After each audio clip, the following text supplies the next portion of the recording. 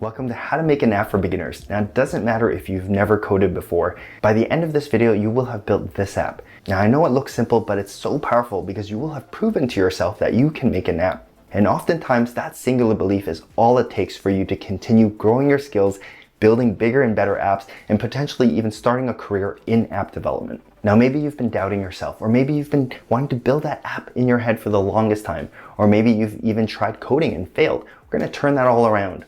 My singular purpose for this lesson is to help you believe that you can build an app. And I think that once you realize that it's not as hard as people make it out to be, you'll be excited to continue to grow your skills and build bigger and better apps. So I really hope that you watch till the end and you see what happens.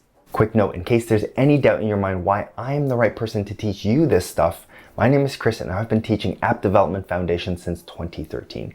Code with Chris is also the largest iOS channel on YouTube, and the last time we did this training series, it was viewed by over 5.4 million people. This lesson series that you're about to watch has even been used inside school classrooms and Apple retail stores. Now, all of that is just to say that you're in good hands. I'm so excited you're here. Let's roll up our sleeves and get started. I'm going to walk through this diagram, and then after I'll tell you where to get all of the pieces. It all starts with the Xcode IDE. Now, IDE stands for Integrated Development Environment, which is a term for the application and all of the tools a developer uses to build something. For the rest of this course, we'll simply call it Xcode. This is where we build our app by writing Swift code, building the user interface, or UI for short, and connecting it with all of our data. Swift is the programming language we use to express our logic and to tell the system what we want to do. We can even build the UI through Swift code, as you'll soon see. Now, SwiftUI is a UI framework that makes it easy for us to rapidly build apps for all of Apple's platforms. A nice benefit of learning Xcode, Swift, and SwiftUI is that they're the same skills and tools used to build all apps for all of Apple's platforms, including iOS, iPadOS, tvOS, watchOS, and macOS.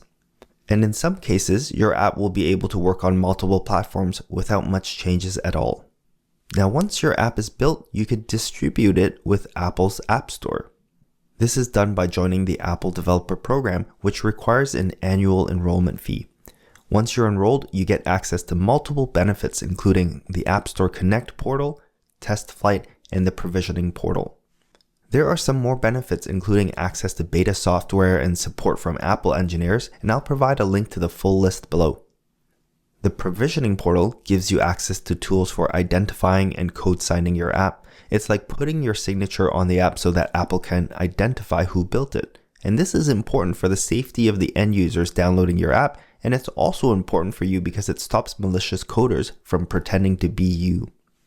Once your app is in a testable state, Test Flight allows you to invite people to download and beta test your app. They'll be able to send feedback and bug reports directly to you through the Test Flight program. Use Test Flight to ensure that your app is as polished as it can be before launch. And finally, App Store Connect is where you'll create the app listing for your app, including all of the metadata and screenshots. If your app has in-app purchases, this is also where you would configure them. Once your app is tested and the listing is ready, you can upload the app from Xcode to App Store Connect. From there, the certification team at Apple will review your app to ensure that it meets the App Store quality guidelines. This takes a couple of days, and don't worry if you fail because you can fix whatever they point out and resubmit it for review. If everything looks good, they'll approve the app and your app will be live. Congratulations! Alright, so where can you get these different pieces of the Apple developer ecosystem? You can download Xcode for free from the Mac App Store. I'll provide a link below. You don't need to get Swift or SwiftUI. Those just come with Xcode. As for the Apple Developer Program, I'll provide a link to the enrollment page below. I want to mention that joining the Apple Developer Program is completely optional. If your goal isn't to distribute apps into the App Store, don't join it. You'll still be able to learn how to build apps for yourself. Now that you have a general idea of the app ecosystem, let's start by downloading Xcode, and I'll show you how easy it is to use it to build an app. There are a couple of ways to download Xcode. If you already have it installed, you can go ahead and skip this section. However, if you don't, the easiest way to do this is to hold Command, press spacebar to launch Spotlight on your computer, and type in App Store. and let's open the Mac App Store on your computer and search for Xcode. And then you're going to click on the listing and then download it like that. A couple of things to note here though. Don't be turned off by the ratings. This is the official tool issued by Apple for us to build apps with. Also take note of the large file size. In my experience, it does take more free hard drive space than this in order to have it install successfully. And during the installation process, there may be times where you don't think it's doing anything. It seems stuck. It's going to take a while. Now, if for whatever reason you can't download it from the Mac App Store, you can also Google Apple Xcode and click on the listing here, and you can download it from the website. This will just lead you back to where we just were on the Mac App Store. However, if you download it from the website, do note that you have to sign up for a free Apple developer account or to sign in with an existing one. Okay, so once you have Xcode downloaded and installed, let's launch it and let's start a new project.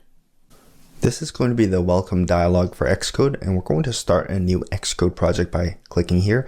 You can also go, if you don't see this, you can go File, New, and you can choose Project, same thing. Both will bring you to a screen like this where you can choose what sort of project template you want to start with. So we're working with iOS. Make sure you're on this tab and then go ahead and click App. And for here, I'm going to gloss over some of these project details because our goal is for you to get that result and make that discovery that you can build an app. So I am going to save all the explanations for lesson 2. Right now, I would recommend that you just follow along exactly what I do and get that result and have that app in your hand. All right, so let's go ahead and call this L1 demo. I think you probably have nothing for under the team. Organization identifier, you can put in com dot and then your name, no spaces. And interface, make sure this says SwiftUI. It should be like that by default anyways, and language should be Swift. Now uncheck all of those if they are checked. Go ahead, click next and choose a place to save it.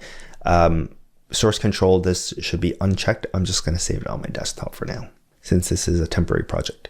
Now you're going to give it some time. It's going to boot up your new app project. I'm going to open this window up a little bit. You see how fast I was able to see something here on the right hand side for you.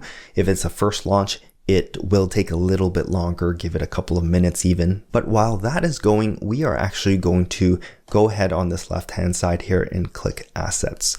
Now this is the asset library. This is where you're going to store all of the image and color assets for your app project. I've prepared an image file that we're going to use for this demo.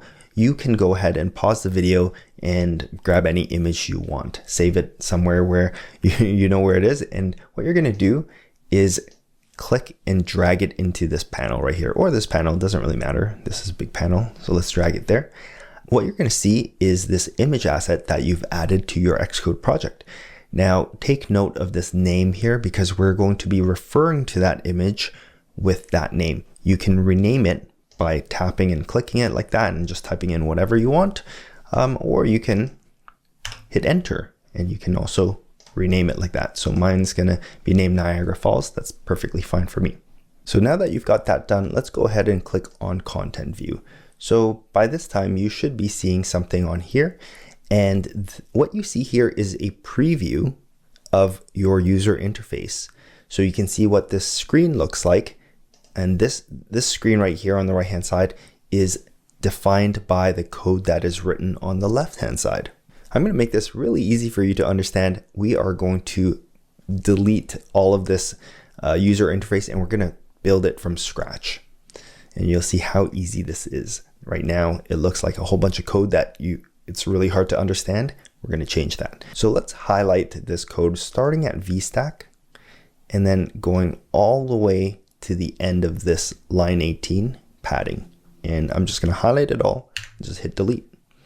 And then I'm going to press enter twice so I can make some space in here.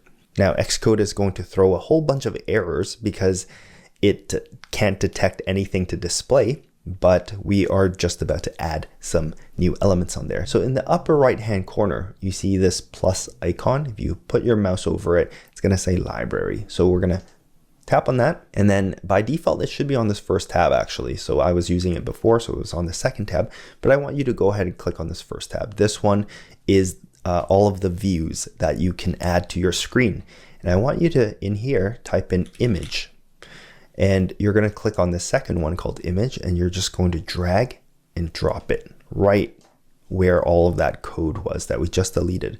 So this is an image view. It's going to allow you to display an image. You're going to click this middle part, you're going to hit enter, and you're going to change the text inside the quotes. So I'm going to get rid of that. Notice that I still have the 2 quotes here. In between those 2 quotes, we're going to type in the asset name. So just to remind ourselves, let's go back to the asset library. Mine is called Niagara Falls, like that. You're going to type in exactly verbatim what you have here, including any spaces, dashes, capital letters, anything. You're going to type it exactly in between here. Because if it doesn't match, it's not going to display. And you can also, at this point, rename it to something that's easier to type if you want. You can do that. And what you're going to see is the image. This is previewing what we have here. Now this doesn't look quite right to me, so I am going to modify this image view. I'm going to customize it. We're going to open up the library again by tapping that, and this time we are going to switch over to the second tab. And these are where all the modifiers are. So modifiers are things that we add to the view to change its properties and attributes. First of all, let's add something called resizable. So you only have to type in the first couple of letters and you'll find this. So this allows you to, it tells the system that this image can be resized. So I'm going to click and drag once again and put it, you can either put it at the end or you can put it right underneath. And right away, give it a little bit of time, you'll notice that it changes. The other thing you'll notice though is that the image now looks a little bit squished, right? It looks squished and the aspect ratio is not correct. We're gonna also add a modifier to change that. But first, I wanna round the corners. That's something nice and easy and it looks pleasant. So let's go ahead and do that. Let's add another modifier by opening up the library. We are going to this time, make sure you're on the second tab, modifiers, and search for corner radius. Click drag and drop again. And this is the nice thing. We're going to put it underneath resizable. You see that it's automatically going to put a space for you. Make sure you don't accidentally put it down here or like after this bracket or anything like that. You want to put it after the resizable so that it's going to look neat and tidy like that. And you're going to notice a slight corner rounding, but we can't really see it, right? So we are going to change this number. Let's change it to 10 and see if we see anything. I can see slightly more rounding now, but take a look at this as well. I'm going to leave my mouse anywhere on image, resizable, or corner radius, my cursor I mean, and on the rightmost side here, you can see a whole bunch of things you can configure. After we added that corner radius modifier, you see right here, this reflects what we typed in right here. And in fact, if I press plus, you can see it's changing the number. Right, so this is a very easy way for us to modify the code visually through an interface here. Okay, so I promised that we would unsquish this image, right? Let's go ahead and open up the library and we are going to search for aspect ratio. And we're going to drag and drop this one right under corner radius. So again, make sure you put it right there. And if you accidentally put it right here, for example, you can go ahead and delete it and try it again. Now I'm going to put my cursor on aspect ratio because I want to change the type of aspect ratio. We can define how we want this to behave. Let's make a little more space. You can drag this and make the preview a little smaller so the code will fit on one line. So you can see here it says fill, which is exactly what we have here. I'm going to pull down this drop down. I want to find one that's called fit because that will actually shrink the image down, keeping the aspect ratio until it fits the screen, which is what the behavior that I want to see. Unfortunately, it's not in this drop down. Maybe Xcode can't detect it. However, don't forget, we can modify it through the code as well.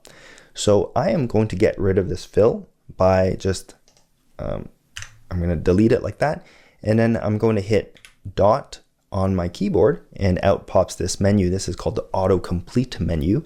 And it's going to allow you to select from different options without having to type too much. So just by hitting dot, it opens up this menu and it gives me different options. Now there we have fit, right? An option that resizes the content so that it's all within the available space, both vertically and horizontally. Let's choose that and see how that looks. Perfect, that's what I wanted. Now, one thing to note, if you press dot and that menu doesn't pop up, that's perfectly fine. Just type this out, .fit, and you're gonna get the same result. Next, I don't really like how it's touching the edges, so let's go ahead and add another modifier. This time it's called padding. So we're gonna drag and drop that. So you can see how easy this is, right? You don't even have to write all of this code. You can do this visually. I like the way the picture looks now. Let's put a piece of text underneath. So we're gonna open up the library again. And you see a common theme here. This time we're gonna switch over back to the Views tab, and we're gonna search for text. I'm gonna drag and drop that. This displays a piece of text, right? And you wanna make sure that you never, you wanna respect the brackets, right? So you never wanna put anything outside of these two brackets, because you see when I click it, right? When I click this, it shows the opening bracket. We have to put all of the components after this opening bracket and before this closing bracket. So think of it as a sandwich. So there's my text. Let's go ahead and double click placeholder. And once again, I can get rid of that text in between the quotes, and I can type in whatever I want.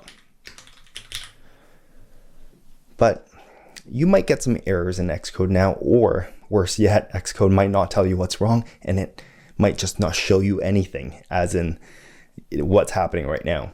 So the problem is that it doesn't know how to lay out these two elements. How do you want them arranged? On top of each other, beside each other? It doesn't know. Luckily, we have something called a layout container to tell the system how to lay out multiple elements on the screen. So again, let's open up the library under Views. Let's search for vertical stack.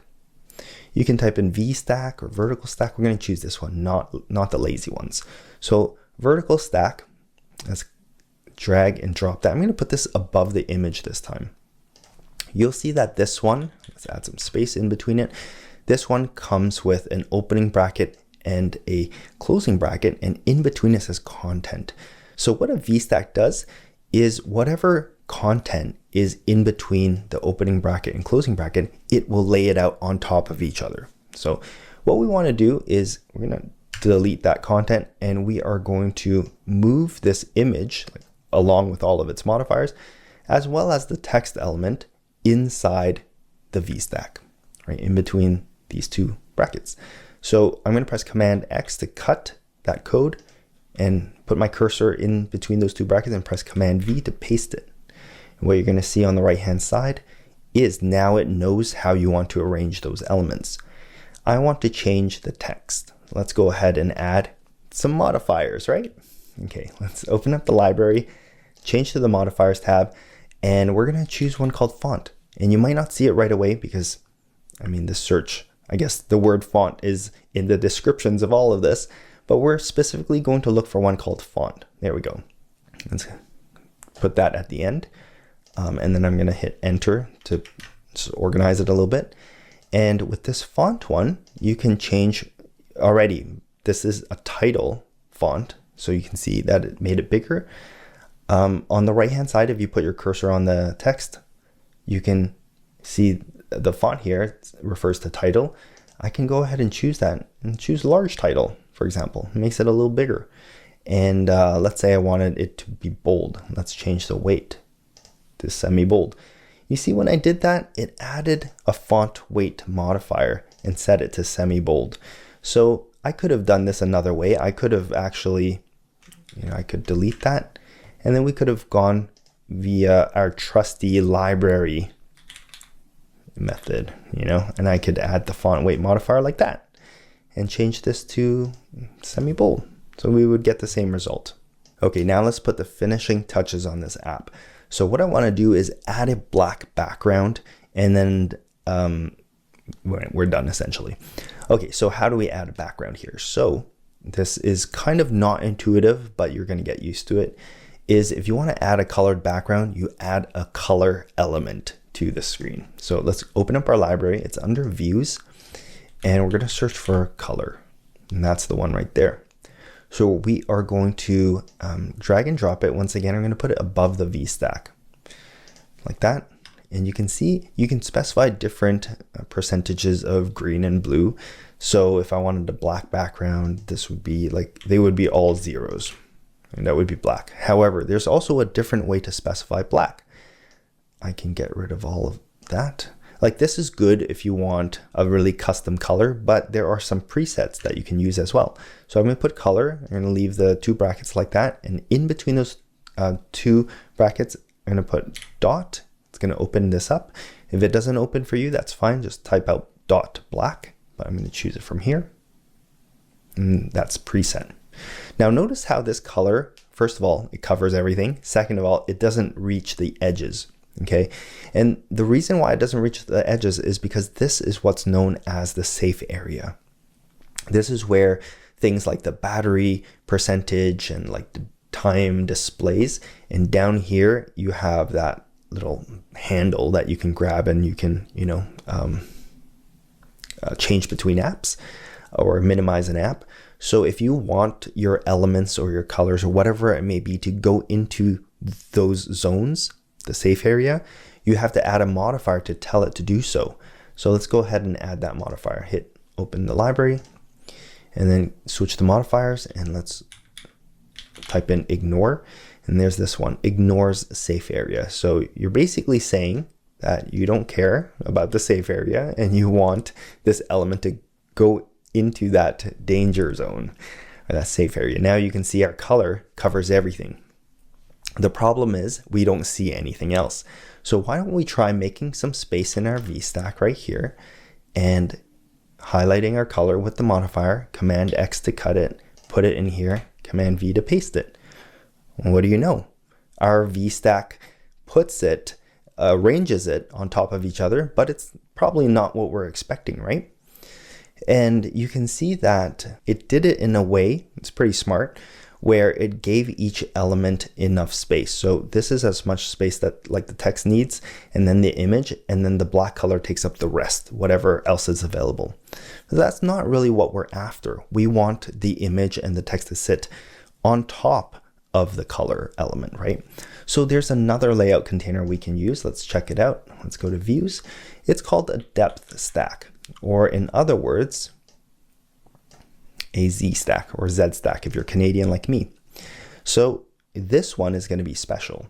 Things can actually sit on top of each other on the Z axis in sort of like a depth. You can have, depth would be the best way to describe it, right? So let's try this out. Let's erase content and let's first of all move the color in there. Command X, Command V. And next we are going to add our entire V stack in there. Okay, so let me just remove some of the space. Make sure this is very, you got to be very careful because we're moving things around. If you misalign one of the brackets here, it won't be able to read your code properly and it won't know what sort of layout to make. So tap on this bracket and make sure that when you do this, that it's highlighting the bracket that you expect it to.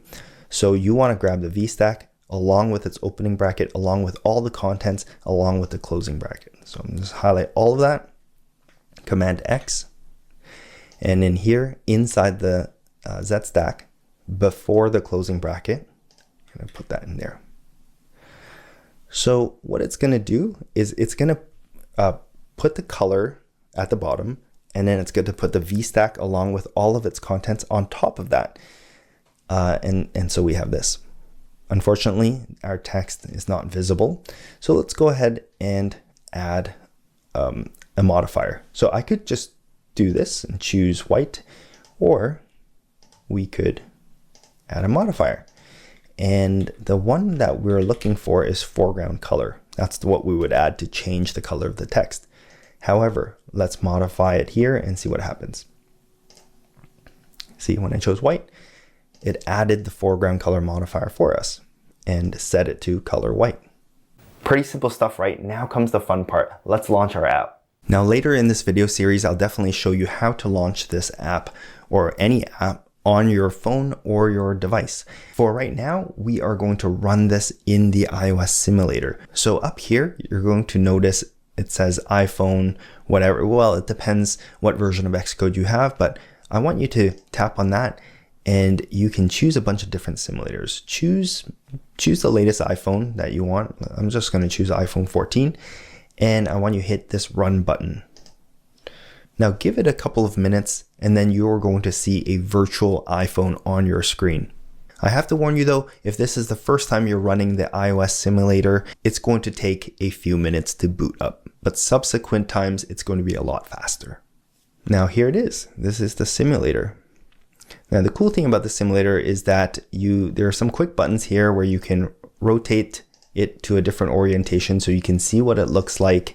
You can take a screenshot. You can even take a video from the menus up here. You can hit this to go back to the home screen. This is a virtual iPhone for you to test your app. Now, what is the difference between this simulator and the preview that we had inside Xcode? Well, this simulator is great for testing your app because it has features to, look, you can simulate a shake, you can test out Face ID, you can simulate locations like a custom location, you can simulate a driving car or a bicycle ride. So there are lots of things or tools for you to test your app, whereas the preview is good as exactly that, a preview while you are building your user interface. If you want to download this project, just check in the video description below.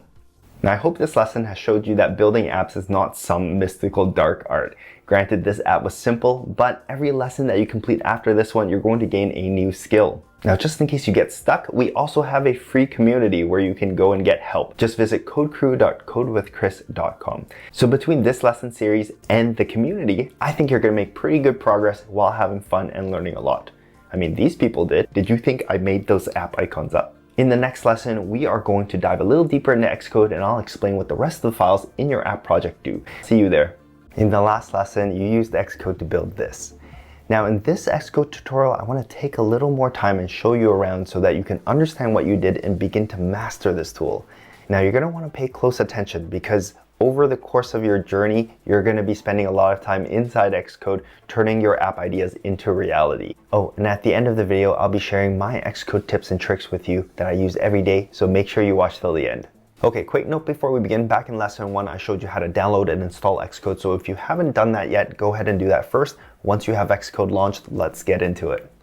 All right, let's create our new project. Click Create a New Xcode Project right here, or go to File, New, and Project. Now there are several options here, actually, they're templates, and you can create apps for different platforms, macOS, watchOS, tvOS for cars, even multi-platform if you want to launch your app on multiple platforms. However, we are going to choose iOS app. And actually, look, there's game, AR apps, there's iMessage, sticker packs, ton of stuff. We're going to stick with the basics for now. This is a good starting place. Let's click next. And here, let me explain some of these options for you so they don't look so cryptic. First of all, product name is easy, right? We're just going to put whatever we want to name this app. Now, team is something that I want to explain. Remember back in lesson 1 when we talked about the process to launch your app into the store? Well, the code from Xcode that gets turned into a code package, and then you have to code sign it, as in put your digital signature on it so that people can't impersonate you. And then that's the thing that gets put into the App Store. Well, this here is how you're going to code sign it. And to get a team on the drop down here, you actually have to sign up for the Apple Developer Program, which is that yearly paid program to allow you to submit apps. It will give you access to a portal where you can upload your digital signature, and that's how you're going to be able to create a team in here. But for the purpose of these demos, we can leave it as none. Now, what's more important though is this bundle identifier, because this is the unique ID for your app, and this has to be unique for all apps on the App Store. It's a combination of your product name, as you can see, as well as your organization identifier. And here you can put anything. Typically, people do your company name or your personal name, and together that is your bundle identifier. Now, the next two pieces, interface and language, I want to draw your attention back to that diagram in lesson 1 where we said SwiftUI is how you're going to build your user interfaces. Swift is the coding language you're going to use to express your logic, and together you're going to use those two tools to build your app. And that's essentially what these two things are. There are some options, however, in particular for interface. If you pull this down, you can select Storyboard or SwiftUI. SwiftUI is definitely a lot easier to learn, and it is the UI framework moving forward because SwiftUI is sort of the replacement for storyboards. Right now, as of today, there are still companies out there using storyboards, but Apple's full intention is to discontinue that and move forward with SwiftUI. So I would definitely recommend learning SwiftUI. And if you do choose SwiftUI, you have to choose Swift. If you choose storyboard, you can still learn Objective-C. But again, I wouldn't start with Objective-C unless you had a very, very good reason specifically to do so. Maybe you are trying to target a job that only uses Objective-C, and that's what you would pick. But SwiftUI and Swift is where we want to be.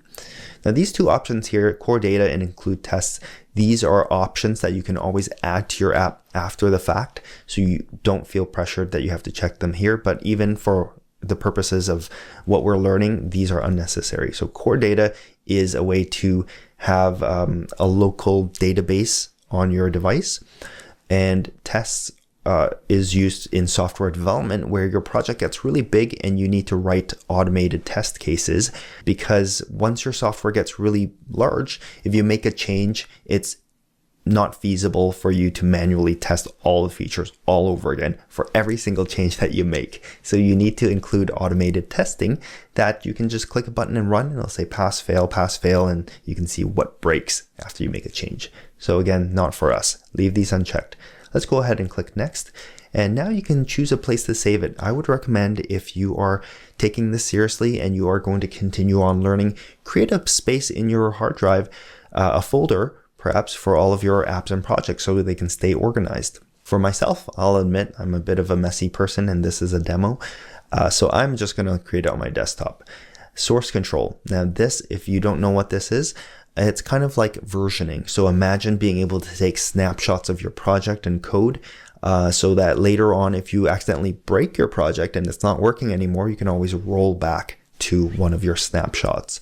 This is kind of like Time Machine on the Mac if you've ever used that. So definitely a very good practice in software development. In fact, kind of mandatory if you're working professionally. For us right now, we are going to leave this unchecked because I will introduce this to you later on. Okay, let's go ahead and create it, and let's check out our brand new project.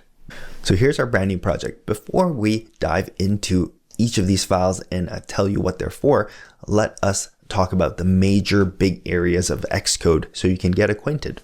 So there are 5 main areas of Xcode. Firstly, on the left-hand side here, you have your navigator area.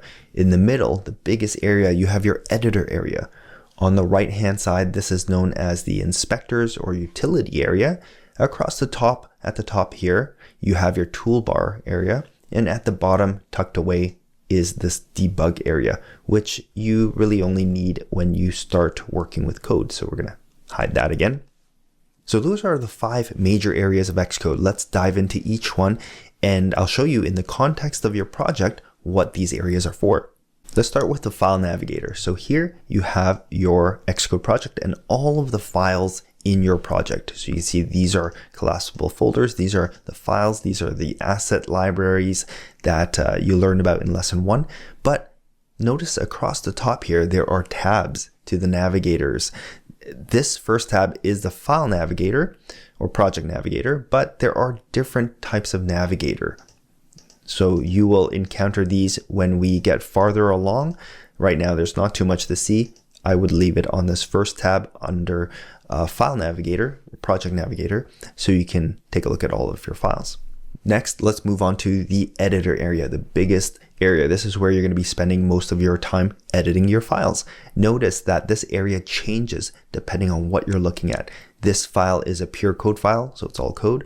This one is a view, so you're going to get half code, you're going to get the preview. And asset library, again, it changes. So the editor area is very versatile. It changes depending on what file you want to edit. Now, inside the editor area, there's also a lot of cool little tucked away things to make editing easier. such as across the top here, you can have tabs, there's a breadcrumb, you can even jump within the file, and you can open up, you can split up this editor area into multiple panes, window panes as well, which I'll show you closer to the end of this lesson. For now, let's move on to the rightmost side. This is the inspector area. Sometimes people call it the utility area, which will work as well. However, what this is for is it allows you to configure whatever you are working on or looking at inside the editor area. So for example, if we, you've seen this. If I put my cursor on one of the view elements here, I would be able to configure it, right? If I put my cursor on this thing called view, there's nothing I can configure with this keyword view. However, if I click across the tabs here, there is a quick help tab. Now this is useful because it tells me what this view keyword means and what it does. Here, this tab is the identity tab. It tells me where this file exists, where this content view exists on my hard drive, right? And what app membership does it belong to and things like that. So that's what the inspector area is good for. Now, I don't know if you've noticed, but there is a cascading effect going on, right? If I select this, it changes this. If I select something in the editor area, it changes what happens in the inspectors area. So think left to right waterfall. Next up, let's look at the top toolbar. Now, first of all, this leftmost button hides your navigators. If you need more space on your laptop, maybe your screen is kind of small, you can make more space. On the right-hand side, there's a similar button to hide the inspectors area. So now you get a full editor area for editing. There is this run button to run your app inside a simulator like we did in lesson 1. And here you can click on the simulator to select a different one. You can test your app on all sorts of different simulators. Also, if you plug in your device into your computer, you are going to see that device here, and you can choose it, and you can actually launch your app on that device. So that's something we're going to do in this video series. So don't worry about that. We'll get to that. There, when you first plug in your phone, you're going to get a pop-up on your phone saying, do you trust this computer? And you're going to have to say trust before you can actually see it on this menu, just in case you're doing it right now.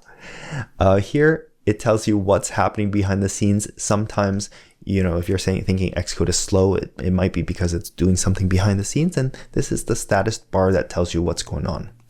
Now, this Xcode Cloud is something that you don't have to worry about yet, but it's a way for you to be able to run your projects and test, run those test cases that I told you about when we created the project. It's a way to run those test cases on the cloud, on Apple's servers. The reason is because sometimes these take quite a while to run, and also you might want to run those tests on multiple different devices, and so you can deploy those things to the cloud and run them there.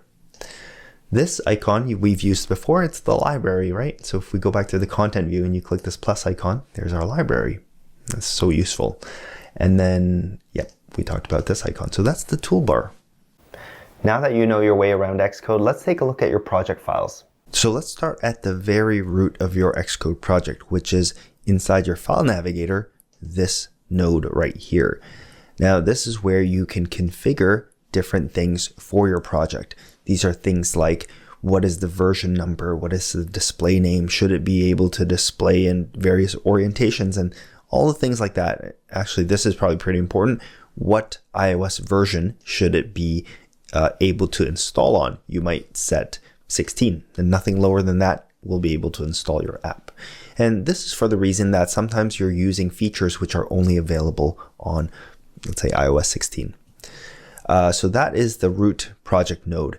Here is also where you would configure different things, like you might have to add different capabilities to your app, such as Game Center, or being able to do in-app purchases or notifications or things like that. You have to add different things. And just in general, there's a whole ton of settings. This is your project settings.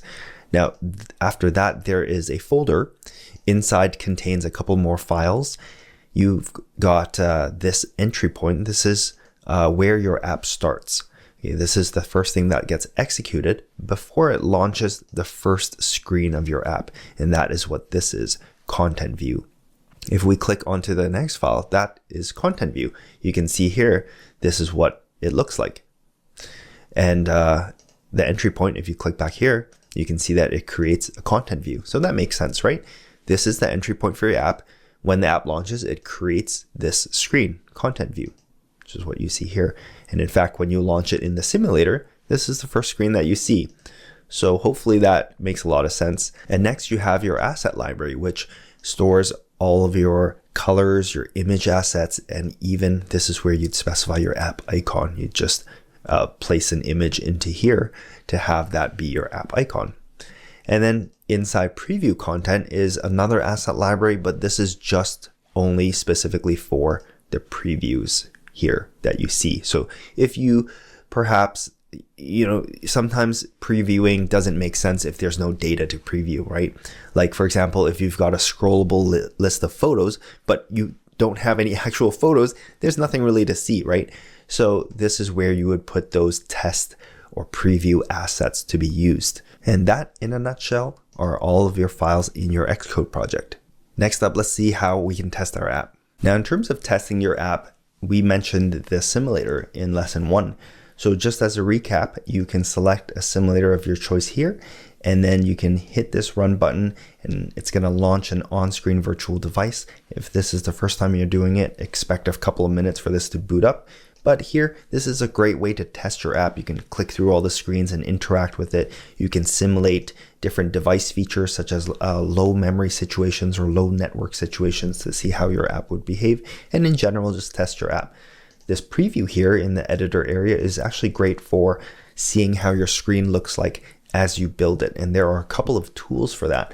For example, there are zooming capabilities here. You can zoom in, zoom out, zoom to fit, and zoom to 100%. That's what these different buttons do. You can also look at variations. For example, I can look at what dark mode would look like on my phone, or I could look at landscape orientation. If this is too tedious, you can look at multiple variations at once by clicking this button right here. And for example, I can click color scheme, and that's going to show me light and dark. I can click on orientation, for example, or maybe dynamic type, and see how different font sizes look on the UI. And then finally, we have these two different modes. By default, it's on this live mode, which lets you interact with the elements on your preview. For example, I may add a button. Let's open up the library under views, search for button, you'll see it there, and click and drag it and you'll see a button. You can see by default, I'm on live mode down here, and I can interact with this. There is another mode called selectable mode or select mode, and it allows you just simply to select your elements. Perhaps you want to see the corresponding code for that element. So that's a great way to learn. Another functionality is selecting an element so that you can configure it in the inspector area. That's pretty helpful as well. And now I want to leave you with some Xcode tips that I use every single day inside Xcode. These are so useful. And it may not be apparent right now, but as we start building the app in this video series, you're going to see us using these. So the first one, probably the most basic one, is this one here. These go back and go forward arrows. These work just like your web browser arrows. And sometimes, let's say you're moving from this file to another file here and there. These buttons just let you jump back to the place you were in. So when you're working with code, sometimes the code file gets really long, and this breadcrumb right here allows you to jump between different sections in your file, which is really handy. Here you can actually jump to different files as well, clicking this breadcrumb right here.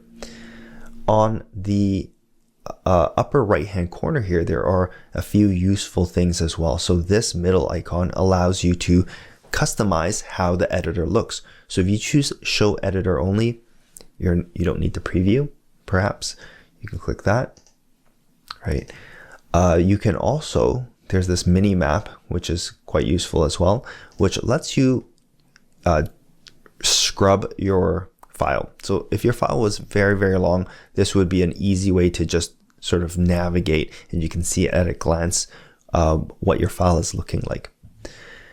If you want to, let's say, look at two files side by side, you could do that by clicking this upper right hand corner button and opening two editors side by side. And obviously the more screen real estate that you have, the more useful this becomes. As for now, it is probably not very useful for me with the size of this Xcode window and with the size of the font that I have right here. But nonetheless, you know that this is available to you. And there are different tabs right here, as you can see here. Now, as you code more, you'll undoubtedly run into a situation where you're wondering, what else can the VStack do? Or can the VStack do this or that? So I'm happy to say that documentation is embedded right into Xcode. Now, you can just Google VStack and find it, or there are a couple of fast ways to do that within Xcode. So one way is go into Windows, Developer Documentation, and you can just search up VStack in here. I've already found it, but yeah, you can do that. You can look at what it can do, how to use it, and things like that. An easier way, even faster, is just putting your cursor over it and using the inspector panel and going over to this quick help section. And then you can even click on the link here to open it to that page. Even faster, if you want to hold down the Option or Alt key on your keyboard, hover over VStack, and you can get a pop-up dialog for that. Again, there's a link to open the developer documentation. Really handy stuff. All right, so now you know all about the file navigator, the editor area, the inspector area, the toolbar, and the debug area. And you know how to start your own Xcode project and what each of the files in your project is for. In the next lesson, we're gonna get hands-on again, and you're gonna learn even more skills for building user interfaces, aka the screens of our app. See you there. In this lesson, you're going to learn multiple ways of how to build a screen of your app. Now, I know you're itching to build user interfaces like these. These were done by our designer JC in a piece of software called Figma. As you improve your skills, you'll be able to translate designs like these into your own app inside Xcode. By the end of the lesson, you'll have built this, using only these few basic elements: a few layout containers, a few views, and a few modifiers. Considering that we're only 3 lessons in, this is amazing progress. Okay, buckle up, let's get started. Oh, and just a quick note, in the last lesson, you learned how to use Xcode, so if you need a refresher, check it out right over there. Also, if you're enjoying the series so far, don't forget to give this video a thumbs up and subscribe so you don't miss the next lesson. Let's quickly review how these building blocks come together to form the user interface, or UI for short. So views are the elements that the user sees on the screen. Modifiers are applied to the views to change its behavior or look and feel. Finally, layout containers organize and arrange views in various ways. Now, fun fact, layout containers are also considered as a view. Just think of them as container views. All right, let's start by creating our Xcode project. So go ahead and start a new project. Under iOS, let's choose App. I'm going to name mine L3 Demo 2 actually, because I've built this once before. Team you can leave as none. Organization identifier should be the same as before. And then make sure it says SwiftUI and Swift. Core data and tests are unchecked. Then let's go ahead and click on Next. And I'm going to save it on my desktop. You can leave Create Git Repository unchecked as well. Okay, so here is our brand new project. Let's expand the window a little bit so we have some space. And the first thing we are going to do is just add the image asset for that card into our asset library. Now, again, just like last time, you can put whatever asset you want. I'm going to reuse the Niagara Falls image asset that I used back in the lesson 1 demo. So go ahead and do that. Okay, now, in order to build this card, I first need some idea of what I'm going to be building. Now, whether that's just in my imagination or maybe a rough sketch on a piece of paper, or perhaps it's a design by a designer. In this case, I had this in my head and I wanted to lay out the biggest elements first, and that would be the image and the 2 pieces of text. In addition to that, I also have in mind the basic layout container that I'm going to use first. In this case, that would be the vertical stack, which arranges the views on top of each other. So let's go into our content view first, which is sort of the default view that gets created for you. And I'm going to remove the VStack along with its padding modifier. So we should be left with body, opening bracket, ending bracket, and then this content view here, opening bracket, ending bracket. What we're going to type in, so at this point, actually, the way we've been doing it is by using the library. If you feel confident, you can just type out the code. If you don't feel that confident yet, you can go ahead, click this plus icon, open up the library, make sure you're on this views tab, and just type in image and drag and drop it. That's perfectly fine. This is a perfectly safe way to build up to the point where you're comfortable just writing the code, and then sooner or later you won't even be using this library. For the image name, we are going to follow what we have in the asset library, whatever your asset is named right there. So remember to use the quotation marks, and we should see an image. Perfect. Now, obviously it's too big. I want it to fit on the screen. So we are going to add the resizable modifier. So what you do is press dot and the autocomplete menu will pop up, and I'm just going to choose resizable. Again, you can do that from the library, but make sure you go to the second tab, right, which is the list of modifiers. So you're going to search for resizable. You're going to just drag it and drop it there. Another one we're going to add is aspect ratio, because this looks kind of squished, right? And this is all review right now from lesson 1. We've done this together before. It's going to be exactly the same way. So there's aspect ratio. I'm going to hit dot to open up autocomplete again and choose, I'm going to type in fit, or just choose it from the menu.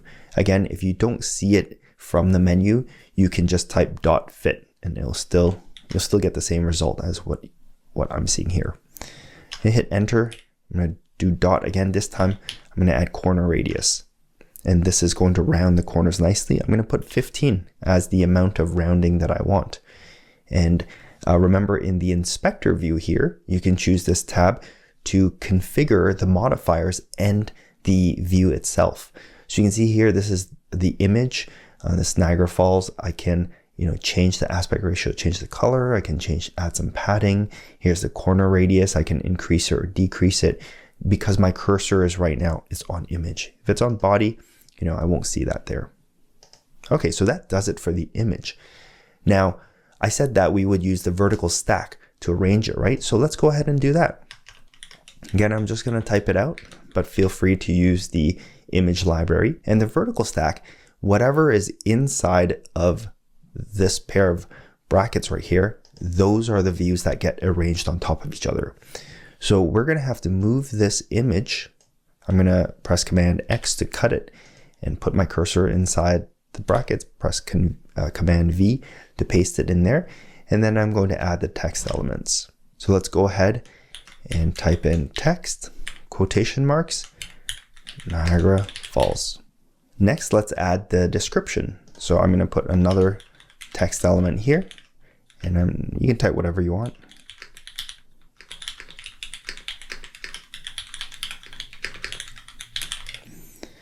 All right, that's speaking pretty highly of the falls. Now, what we're going to do is I want everything to be left aligned and also to add some spacing between these elements.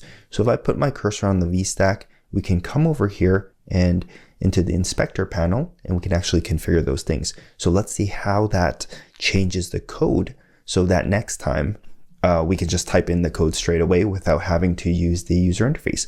So I'm going to click this alignment, and that adds this alignment parameter here and changes it to leading. Let's change the spacing. I'm going to put 20 in there. And you see that adds another parameter, spacing equals 20. And then in the preview, you can see those things have taken effect here. Now let's make the title a little bigger here, Niagara Falls. So I'm going to put my cursor on the text, and we're going to change the font to perhaps title font. And let's make it bold. Let's change the weight to bold. Next, I want to create the ratings to the right of the Niagara Falls title. Now, when I see things side by side, I think horizontal stack. This is the same as a vertical stack, but instead of arranging things on top of each other, the horizontal stack arranges things side by side. So let's go check it out. So back inside Xcode here, since this is the first time we're using it, let's go ahead and bring it out from the library so we can see the code. Let's go into the views tab right here and type horizontal stack. That's the one right here. and let's drag it right before the Niagara Falls text. As you can see, it looks exactly like the V stack, except it's an H stack. So we're going to move this Niagara Falls title into the brackets in between there. Command X to cut it, Command V to paste it.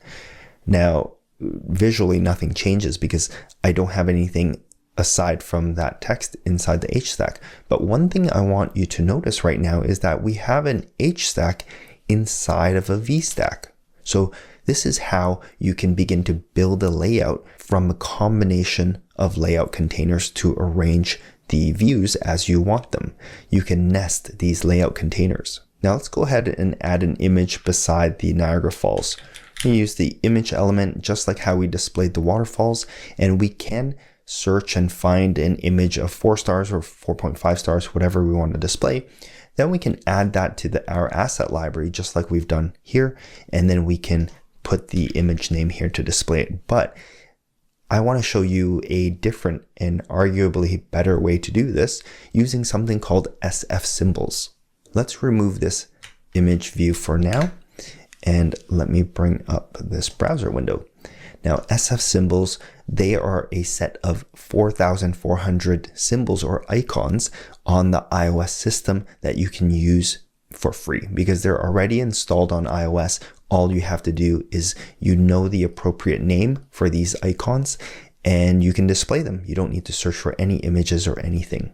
The best thing is that they behave like text so that you can change the foreground color of them, you can change the size of them and things like that very, very easily. Let's go back into Xcode and see how we can use an SF symbol to display the stars. So just like displaying an image, we use the image view, but instead of specifying the asset library name like we have up here, we're going to specify the system name of the SF symbol. So we type in system name, that should come up, and notice that it's lowercase s, uppercase N with a colon, and then we're going to put a name, the name of the SF symbol, and this has got to be in quotations as well. So I'm going to put star, and you can see it instantly shows up. I did not have to add this star image into our asset library or anything like that. Another really cool thing is that often these symbols come with an outline version as well as a filled version. And typically the filled version, you just have to add .fill to the end of the name, and that's what you get. Now you might be wondering, how would I know this system name? Well, that's where this comes in handy. So SF symbols is a free download for an app that looks like this, and it allows you to either browse through the symbols or search for it. So if I search for star, I can see these are all of the system names that I can use. Look, there's star, star.fill, which is what we just used, and there's even this one, it's half star. Now, if you don't want to download this official app by Apple, I'm sure, I think in the past there were other websites which listed out all the SF symbols. You can search SF symbol browser or something like that in Google. But seeing as how this is the official Apple app, and I'm sure this will get updated first before those third-party websites do, I would recommend that you use this. So what I'm going to do now is I'm going to give Niagara Falls 4.5 stars. So I'm going to put 4 of these and 1 of these. So I'm going to actually copy this name, and that's going to copy this part down here. Let's go back to Xcode, and I am going to image system name and paste, oops, I need quotations, right? And now I have 1.5. So all I'm going to do is copy this, paste it a couple of times so that we have there 4.5 stars. Now this doesn't look quite right as well, right? I want to push the stars all the way to the right, and they're also a little big and they're not the color that I want. So how do we address this? Well, first of all, let me explain how these elements are arranged inside an H stack. So let's go into selection mode for now so that I can select these elements and show you this outline. You'll notice that inside this H stack only goes up to here. What's happening is that this H stack is only as wide as it needs to be to fit all of the elements inside of it. Furthermore, these elements inside of it, you can see the outline is right up against the text element. Same thing with the images, right? That blue outline, that's the surrounding frame. That's how much space it takes up. It is only as big as that view needs to be. Now, this is typical of views. They only have a frame as big as it needs to be, but there are some views that actually take up as much space as it can. So that is actually what we want to put. One of these elements is called a spacer. Now this spacer view will basically take up as much space as it can. So let me demonstrate this. Again, since it's the first time we've used this, let's open up the library under views. Let's search for spacer. There we go. A flexible space that expands along the major axis of its containing stack layout, or both axes if it's not contained in the stack. Essentially, it's just saying that it's going to take up as much space as possible. Look at what happens here. By putting a spacer in between the text and the stars right here, first of all, it pushes the H stack right as wide as it can be. Because remember, the H stack expands to as much space as the elements inside of it requires. The text still requires just that bare minimum. The stars, again, requires the bare minimum, but the spacer, on the other hand, is taking up all this empty space right here. You don't see the outline, but it's right there in the middle. So the spacer is a great way to space elements apart, as its name suggests.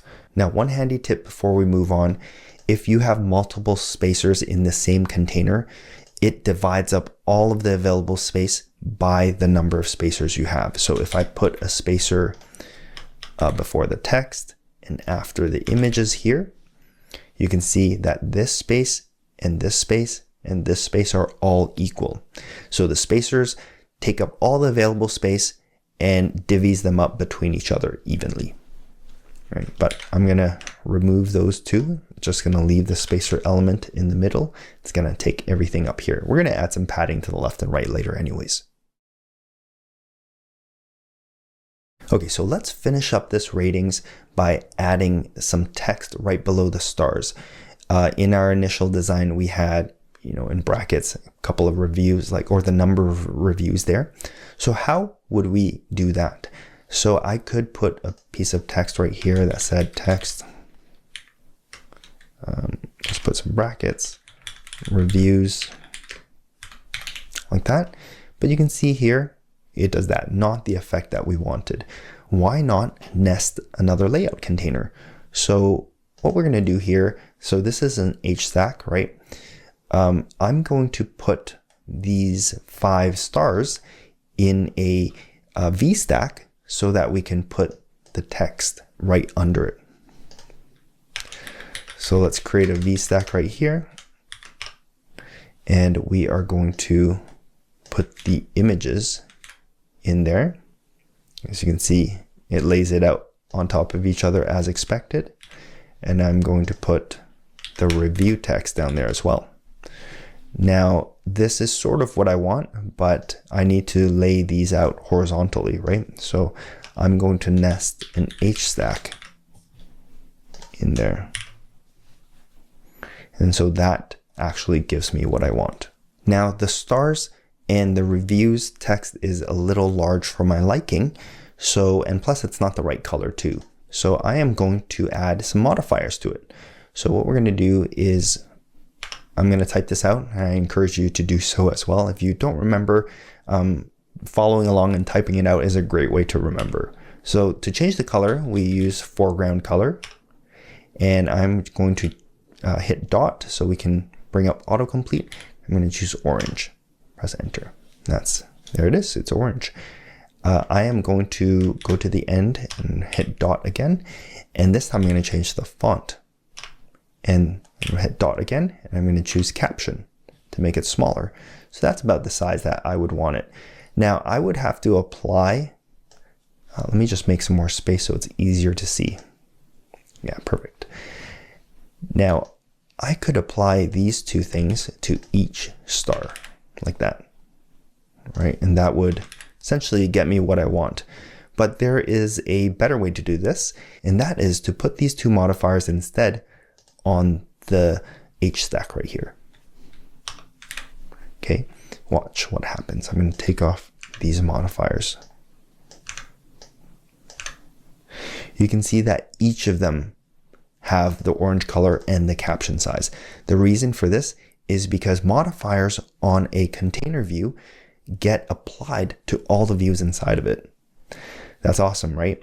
So I actually want the same thing to happen to this.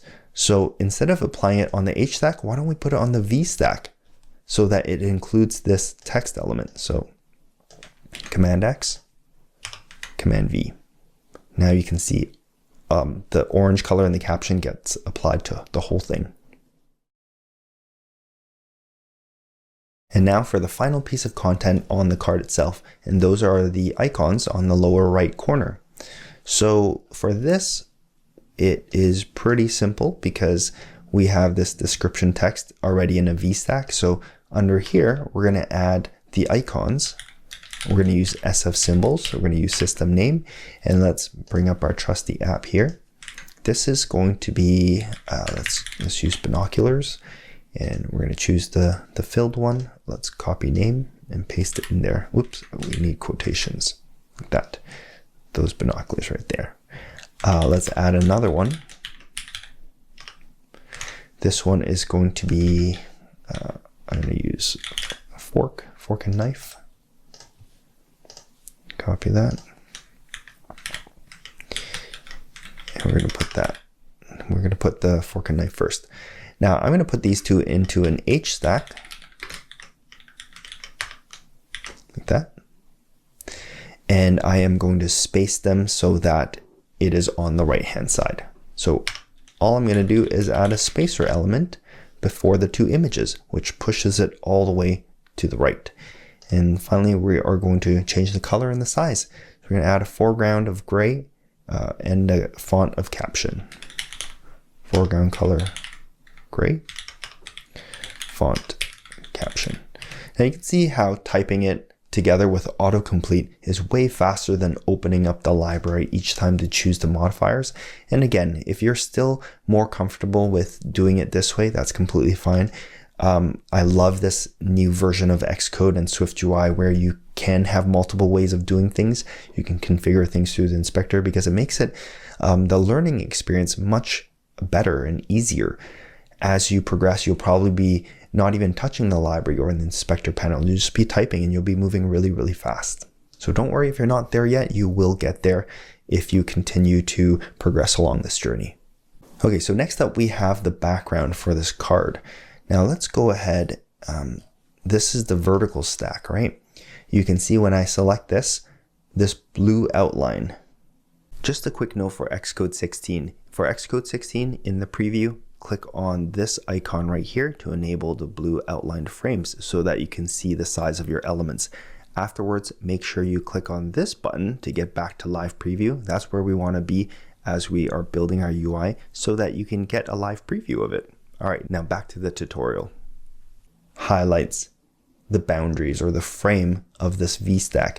So like the H stack, the VStack only takes up as much space as it needs to. So you can see that it's right up against the edge right there. So if we go down, this is the ending bracket for the VStack right here. If you're not sure, what you can do is collapse the code in between the opening bracket and the closing bracket, just so it's easier to read. So how you can do that is you press your, click your cursor here inside the VStack, and you can go into right here, code folding, and you can fold and unfold. Just take note of those shortcut keys inside Xcode so you don't need to come into this menu all the time. But I'm going to choose fold and watch what happens. See, it folds all of that stuff into these two brackets so that it's easier to work with. And then it's a visual thing. That's all it is. And if you want to open it back up, you can double click it to open it back up. And again, once you get familiar with Xcode, you don't even need to bring out that menu. You can use your keyboard and just do that, and you can move really fast. So the reason I wanted to do that is because I want to add a modifier to the VStack. And in particular, the one I want to add is, let's go under modifiers and choose background. This one right here. Layers the given view behind this view. So essentially it allows me to specify a view as a background to the VStack. So let's see how we can use this to our advantage. So this is the background for the VStack, and I wonder why it changes it to blue. I haven't even specified any view, but that was what I was going to do. So I was going to put a rectangle to be specific. So rectangle is a view. You can find it actually inside the view library here. It's a simple shape that you can specify foreground color, corner radius, and things like that. So I'm going to drag and put that in between the brackets of the modifier. By default, I guess it's black. So this is where things start to get interesting. I'm going to add modifiers to the rectangle to change its look and feel. And that essentially is the background for the VStack. So let's go ahead and add a foreground color to my rectangle. So I can say, dot blue, for example, and that would be blue. You can say green, and that would be green, right? So let's leave it as green for now. We're going to change it later because if I change it to white right now, we won't be able to see it. Now, the thing is, we probably want some spacing, right? You can see this is right up against the edge. So what we're going to do is add some padding. We're just going to use the padding modifier like we've done before. And great, we have some padding between the edges of the screen and the card. But what about padding inside of the card, right? You can see the green background. We'd want some padding there. So what I'm going to do is add another padding modifier right here before the background modifier. And you can see that that's this padding right here, whereas this padding is this. Now, I know that might be a little bit confusing, but the way to think about this is that you have your VStack. This is your original view. And then these modifiers get applied in sequence. That means in order. So if you look at the code that we have right now, first we have padding. So that adds, actually, let me just remove this code for now. I'm going to press Command X so that you can see what we have. So without this padding modifier, you can see that the blue frame, right, is right there. If I add the padding element, essentially adds padding to all four sides. And now I put the background modifier on there. Let me just remove that last padding bit. Right, the background gets applied to the padding as well. And then when I put another padding modifier, it gets applied to the outside of the background. Like that. What happens if, let's say I move this padding modifier here, right? Then we get padding and then another set of padding. So that's why it's so thick. And then the background gets applied. If I take these two padding elements and I put it after the background, then we get something like this where there's no padding, right? The background gets applied to the VStack, and then you have a set of outer padding and another set of outer padding. So the order matters, sequence matters here. Okay, so now that you understand that, let's change this foreground color to white, and we're going to add another modifier to the rectangle. And let's create some space here. Dot shadow. Now I'm just going to specify 15 for the radius, and you can see that you have a nice shadow effect. That's how easy it is to apply that. Now the last thing to do is to apply a corner radius to our card. Now I don't want to apply it after the shadow. I actually want to apply it before the shadow because I want the shadow to apply to the rounded card and not round the corners of the shadow, because remember, order matters, right? So if I do corner radius 15, you can see that, let's choose this. You can see that I have the rounded corners and then the shadow gets applied. But let's say we do it the other way around, right? And I put a corner radius on the shadow. You can see it completely breaks things. So I want to round the card first and then apply the shadow to the rounded card. Essentially, this is the rectangle. We're using it as a background for that VStack. Okay, so finally, the last step is to put that mint green background on everything. And just like in lesson 1, we've done this before. So we are going to use a depth stack, right? And we're going to put a base color at the bottom, and then this whole VStack card, this whole thing on top of that color. So let's do that. If you remember, what is a depth stack? It is a Z stack, like that. I'm going to put a color. I'm going to choose mint, system mint, okay? And again, this is the safe area, right? So we have to apply another modifier to it. So ignores safe area. So it goes all the way. And then what we're going to do is we're going to put the VStack on top of it. So this whole thing right here, and keep in mind this is still collapsed, which also makes it easy to select. Command X, Command V to paste it inside the Z stack. So there you have it. So how was that? As you build more user interfaces inside Xcode, you're just going to get faster and better. Remember that you can get the associated Xcode project with this lesson, as well as any challenges and quizzes, by creating a free CodeWithChris account and taking this course on our learning platform. We also have a free community where you can get help if you are stuck on something. Just visit codecrew.codewithchris.com. In the next lesson, we are going to build an app that is not just the user interface, but also includes app logic and user interaction. So it's going to be a good one. I'll see you there. Today, you're starting a brand new app that will teach you all of the basic skills for iOS app development. In this lesson, you're going to be building the user interface for that app. And then in the following lessons, I'm going to take you through the coding part so that you can add the logic and user interactivity to the app.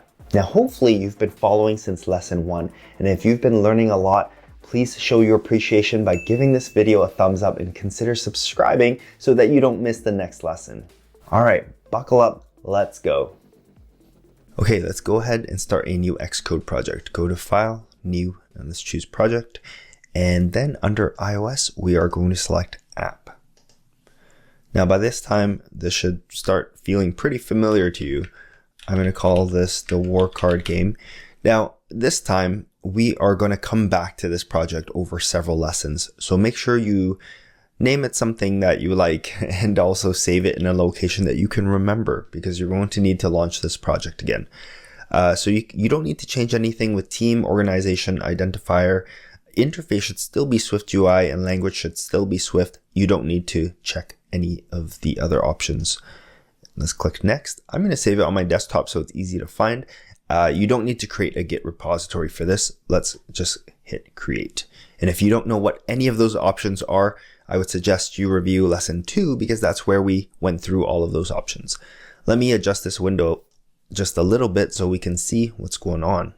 And I'll shrink that a little bit and we will actually get rid of that inspector tab. Next, we're going to add the image assets that we're going to need for this war card game. So I've got the assets ready to go here in this folder. In the video description below, you'll find a link to a war card game image assets.zip file. If you unzip it, you'll see the same image assets. Now, if you're on desktop, you might need to expand the video description that's underneath the title in order to see the link. And if you're on mobile watching this on YouTube, you might need to tap on the title of the video to open up the video description, and then you can find the link. Once you have that zip file unzipped and you have all these assets staring back at you, I want you to highlight all of them. Notice that they're organized by folder, and those folders are going to be preserved when we bring them into our asset library. So in Xcode, let's go ahead and click on assets. And then back here, we're going to drag this and just drop it in there. You're going to see that this is preserved. And so it's really nicely organized. And if you've worked with iOS app development before, you might have seen that we did 3 different file sizes. However, these images, if you notice, they are SVG format. This is a special vector format where you can scale up and down these image assets without any loss of quality. So that's really neat, and we only need to have this one size here. Okay, after you've done that, let's take a look at the UI that we're trying to build. Now, based on what you've learned in the previous lesson, how would you break this user interface up in terms of what view containers or layout containers, if you want to call them that, which one of those are you going to use to lay out these elements? And second of all, which view elements are you going to use to represent each of these things that you see? Now, as an exercise, I want you to pause this video and try building this UI yourself inside Xcode. Trust me, by doing this exercise, you are going to cement your skills and you're going to identify what you need to review. Now, before you start this challenge, if you haven't watched the previous lesson, you can do so right over there. It's going to show you all the skills and techniques you need to accomplish this right now. Now, for each of the elements that you see in the UI right here, I want you to just use a SwiftUI view element to display the images that you've just added to the project. Now, in terms of which view containers you want to use in order to lay out these different views, it's all stuff that you've used in lesson 3. So there are no surprises. And here are also some view modifiers that might come in handy. So pause the video now and try it out, and then resume it when you're ready to build it together.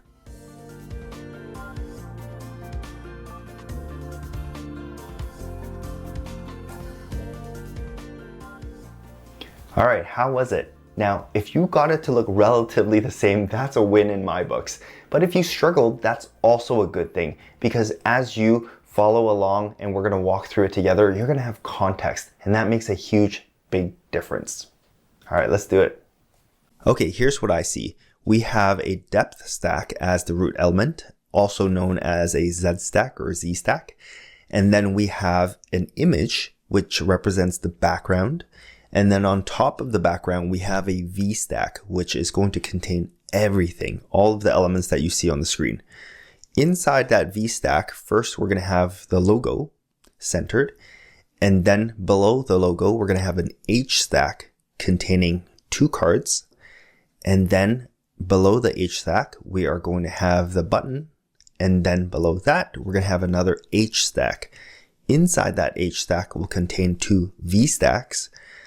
Each of the V stacks will contain 2 text elements representing the player label as well as the score. And then it's just a matter of adding spacers and padding to make sure everything looks nice and spaced out. Now, if you did it another way, that's perfectly fine too. Okay, let's implement this in Xcode. Okay, so here back in Xcode, make sure you have all these image assets added to the project if you haven't already. And let's go into the content view. Here we see the preview. This is all the default stuff. Let's get rid of that. Make sure you don't accidentally delete that bracket, or else Xcode will be complaining. So you should have 2 opening brackets and 2 closing brackets right here. So I'm going to type out my view containers and views. You can feel free to use the library, just like I had shown you back there, if you haven't gotten familiar with just typing it out. Nothing wrong with that. So here we have our Z stack. I'm going to add an image, and this is going to represent our background. So I'm going to put background plain. That's the one. You could try out different ones. You could try out texture, for example. Wasn't that? Oh, it's called cloth. Sorry. No wonder. Cloth, wood, cartoon. I think this one was called. Yeah.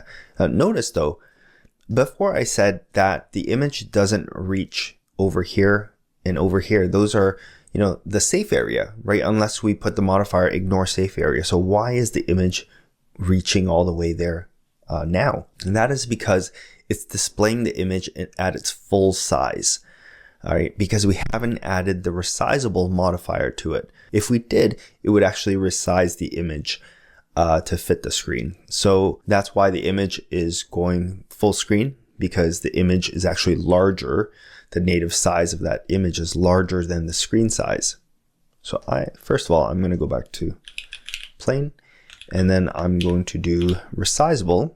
And you can see as soon as we do that, we're allowing SwiftUI to resize that image to fit the screen. And you can see that it doesn't go past the safe area. So we're going to have to add ignore safe area. Now for this type of background, it doesn't really matter even if it's, way too large for the screen, because you can't really tell. But if it's a landscape image like we had for the Niagara Falls image in lesson 1, 2, 3, lesson 3, you would see that it's like super zoomed in, right? So that's why we would have to add the resizable.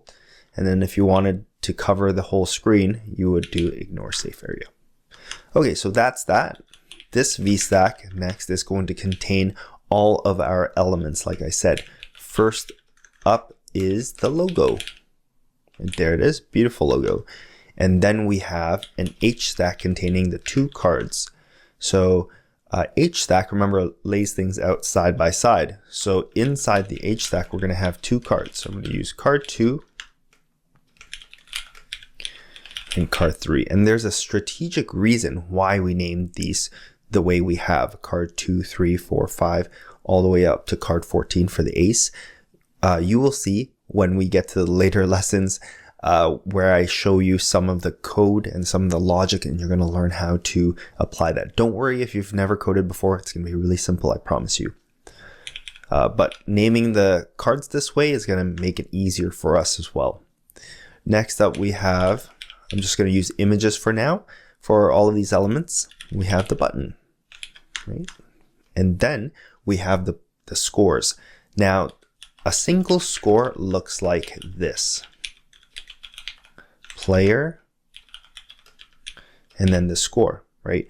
But there were 2 of them, right? So what I'm going to do is create an HStack, right? I'm going to put the player label and player score inside that HStack, and then I'm going to copy this and paste it, Command C, Command V to copy and paste, and then this is CPU. And there you have it. These are all of the elements that are on the UI. Now we just have to space them out. One of the easiest ways to space things out proportionately is to use spacers. Remember, a spacer takes up all available space.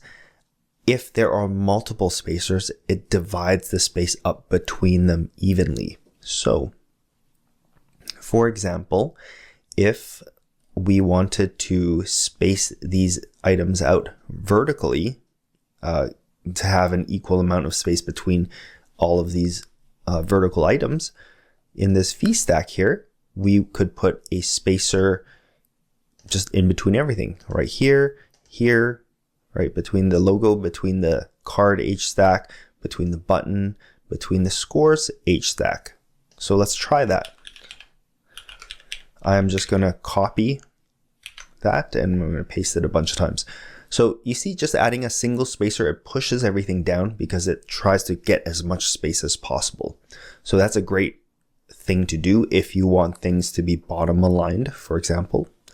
I'm going to add a second spacer under the logo. So now you can see it splits up the space between the 2 spacers. I'm going to add a spacer below the card HStack. Now it's divided by the 3 spacers. I'm going to put another spacer below the button. There you go. And finally, another spacer below the scores. So now everything is spaced out vertically, evenly. For these cards, I want to do the same thing. For the HStack, I'm going to put a spacer in between the 2 cards, which pushes them off to the side. But guess what? We're going to add a spacer to the left of that card and to the right of that card. And now they are spaced out evenly horizontally.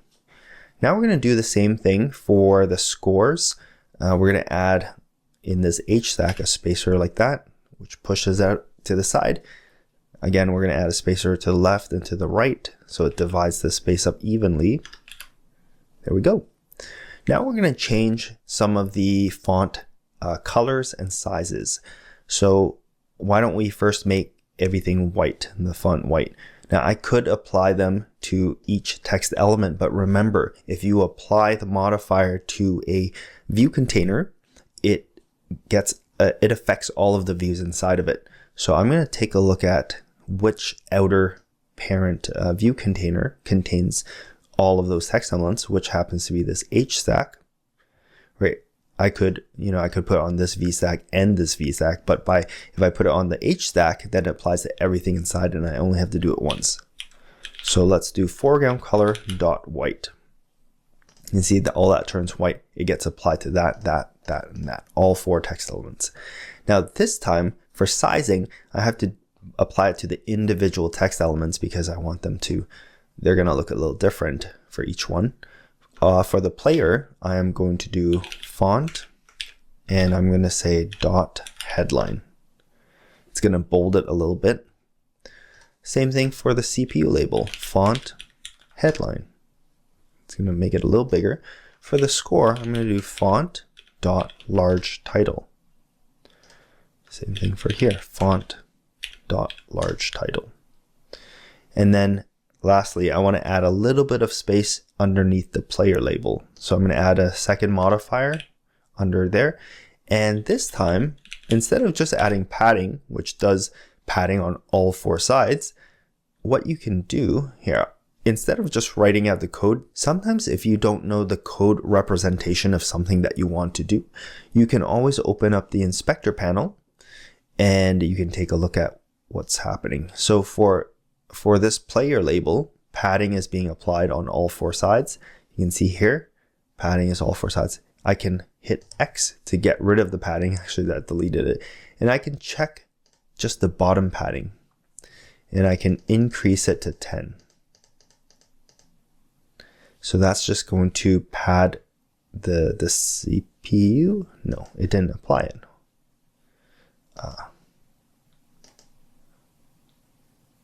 What did I apply that to? Okay, so you got to be a little careful doing that. Let me just hit X on that. I think I applied it. Sorry, I applied it to this. I'm going to put my cursor over the player label. I'm going to hit bottom. Now you can actually see the code it added padding bottom, and I'm going to increase that to 10. By default, it's 20. Let's refresh it. There we go. So you see 10 right there, and you can see the equivalent code modifier being applied to the player label. Now I can simply copy that and I can paste it for this CPU. There you go. Awesome. That is our UI. Now, in order to apply some user interactivity to this button so that we can handle the user tapping on it, we're going to have to learn a little bit of basic Swift code. That's why we're going to take a few lessons to get some basic coding skills, and then we're going to come back to the war card game, apply what we've learned, and bring this app to life. Now, if this is going to be your first time coding, don't be intimidated. I'm going to make this so simple for you to understand, and we are going to erase any fears that you might have. If you're excited, please give this video a thumbs up if you haven't already. I really appreciate it. And I'll see you in the next lesson. In the last lesson, you built this user interface, but in order to handle taps on this button to change the cards up top, we're going to need a little bit of Swift code. By the end of this lesson, you'll be writing your own Swift code statements, and you'll realize that it's not so hard to read or write. So please watch until the end. All right, let's buckle up and let's go. First of all, let's make sure we're all on the same page. What is coding? Well, to me, it is just the act of writing out code statements which represent instructions that we want the computer to do. And then the computer reads the code statements and carries out our instructions. Well, what is Swift then? Well, Swift is the coding language that we use to write those code statements. Just like a language, for instance, English or Spanish has a structure and it has rules to follow and it allows us to express ourselves, the Swift coding language is the same. It has a structure and a grammar which we follow in order to write Swift code statements. These Swift code statements are then converted into machine code, which the computer can understand and carry out. Now you might ask, why not just write machine code and skip this extra step? Well, Swift code is easy to read, write, and to manage for us human beings, but machine code is not. So that's why we need this step. Now the thing that converts the high-level code, like Swift code, to machine code is called a compiler. In this case, with building iOS apps, Xcode performs this compilation step. Now that you understand what it is, let's try writing some Swift code statements of our own. And I know the perfect place to do this. We're going to experiment with some Swift code in something called Xcode Playgrounds. Now, if you're brand new to this video series, we downloaded and installed Xcode back in lesson 1. So if you don't have Xcode ready yet, just go ahead and watch lesson 1 right over there and come back to this lesson when you have Xcode ready to go. Now, a playground is a lightweight way for us to practice with and experiment with Swift code without creating a brand new app project, which has a ton of views already set up for you and things that we don't need. So here's how we can create our playground. Make sure that Xcode is in focus. You can click on Xcode dialog window right here, go up to File, and then go New and choose Playground. you're going to get something like this. Now we are going to go under iOS and we're going to choose blank, and that's going to be the most basic of basic playgrounds for us to test our code with. Click on next, and we are going to save this somewhere. I'm just going to call this Swift Code Playground. You can call it whatever you'd like, as we're just going to use it to test some code. Okay, so now first of all, I'm going to close this left hand navigator because we don't need that by clicking that button, and then I'm going to make this window a little larger so we can see what we're working with. Okay, so if you're following along, you should have something that looks like this. Now in this brand new playground, we have this single Swift statement. You can ignore the import statement for now. Let's focus on this line of Swift code and let's see what that does. var greeting equals hello playground. Let's dissect this Swift statement. First of all, we're going to talk about this hello playground part on the right hand side of the statement. Now this is a piece of text data, and you've seen this before. In the user interface that you've previously built, I've highlighted the pieces of text data here. Now it shouldn't really surprise you. Apps are all about manipulating data, pulling data from various sources, manipulating that data, showing that data to users through the app user interface, interacting, capturing user interaction as data, and then processing that, storing data and retrieving data to and from databases, and so on and so forth. Later on in this lesson, we're going to talk about different types of data that you can work with. But for now, let's go back to the code statement. This is a piece of text data. I want to ask you a question. Where does this piece of text data live? Or in other words, where does it exist? Well, it exists in the computer's memory. This is memory space that is allocated for our app to function. Okay, great. Now, how do we refer to this piece of data in the memory so that we can work with it and manipulate it? So walk with me through this scenario. Imagine you have your first Swift code statement that creates this piece of data in the computer's memory. In your second Swift code statement, let's say you want to work with this piece of data. Perhaps you want to manipulate that text data, change it to all capitals, or maybe you want to take it to display it on the user interface or something like that. But how do you retrieve it and access it from the computer's memory? We need some way to be able to access and reference that piece of data in memory. And this is where the rest of that Swift code statement comes in. Let's go back to it. This is a variable, and it is something that allows us to keep a reference to something else. Think about it like a sticky label that you can stick on a piece of data. In this case, our variable, or label if you want to think about it that way, is called greeting. And the equal sign is what is called an assignment operator. Now, its job is to assign the data on the right-hand side to the variable on the left-hand side. It's like the process of sticking that label onto that piece of data. Right here, var is a special Swift keyword, and what it does is create a new variable. So if you read this entire Swift code statement from left to right, these are the instructions it would be giving to the computer when the computer executes it. So starting from the left, first of all, create a variable named greeting. Next, assign to this variable the piece of text data, hello playground. Now, after this code statement is run, we now have a way to refer to that piece of text data in memory. Anytime we want to get access to it, we just have to use the variable name. In this case, that is greeting. In fact, take a look at this second line. This code statement prints out the text data. Let's see how we can try this out on the playground. The Xcode playground has a way for us to run or execute the code to see what the results are or the output.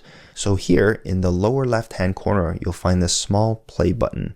And if you tap on that, it's going to execute the playground. Now, the first time you tap on it, you can check the status bar. It'll tell you it's running. And after you click it, you're going to see the output. Now, right here, you won't see anything aside from something appearing over there because we haven't printed anything out. But in the lower right-hand corner, you see this other button. This brings up this little window down here, and this is called the console area. This is where output will happen. So let's go ahead and write that second print statement and try out printing out our variable. So I'm going to type in print open bracket, greeting. Remember, this variable is going to reference hello playground. So let me hit stop here and hit execute again. And this time it's going to run both lines of code starting from line 3 and then line 4. And you're going to see the result of line 4 printing out the text data into the console here. Now I want you to notice something. In line 3, we had the var keyword, but then in line 4, when we wanted to use that variable, we did not have to use the var keyword again, because remember, this var keyword is a special Swift keyword to create a new variable. In line 4, we're not creating a new variable. We are simply calling it and using the data that it references.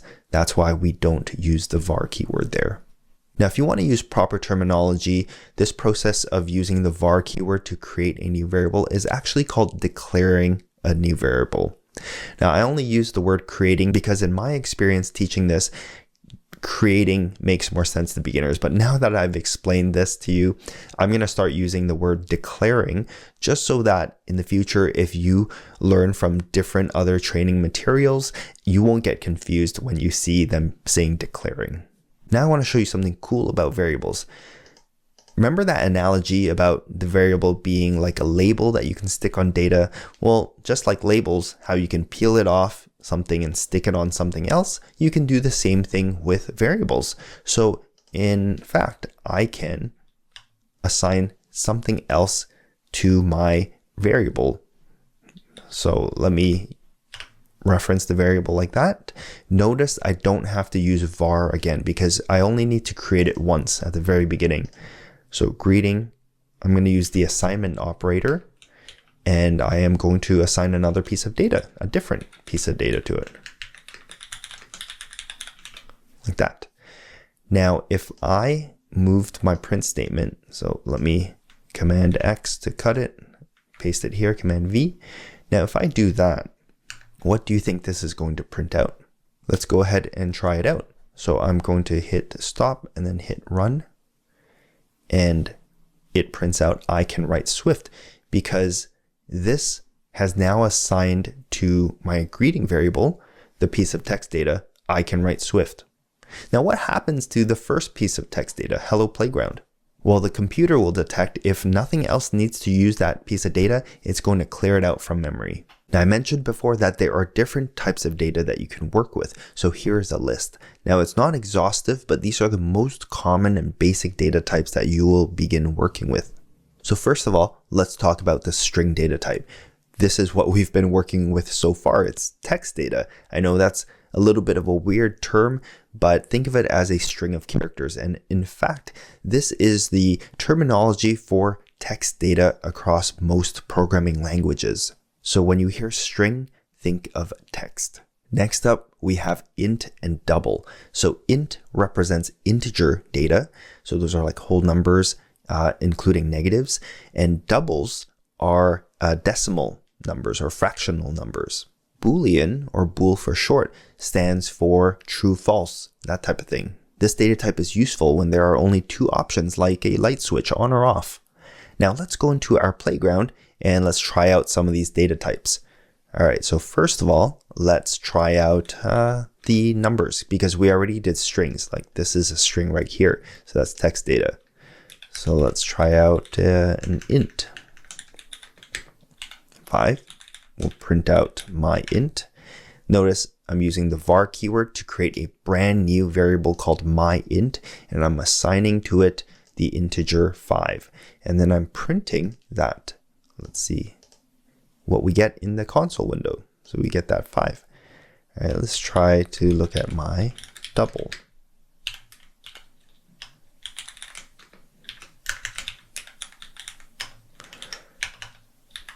I'm just going to create the Boolean too.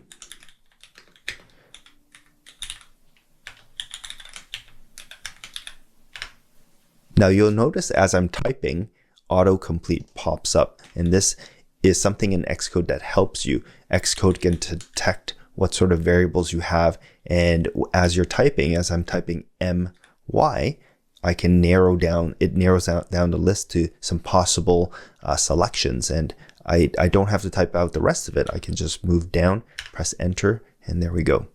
So let's go ahead and execute this, run this, and see what we get. All right, so there's our string data, there's our integer data, there's our double data, and there is our Boolean data. So just in case you didn't know, that is going to be the flip side of false. It's just going to be true. All right, next up, now that you know about data types, I need to mention that when you declare a new variable, you also need to specify what data type it is going to be referencing. Now you might be saying, that's not true. Here's the thing. We've been using a short form to declare these variables right here.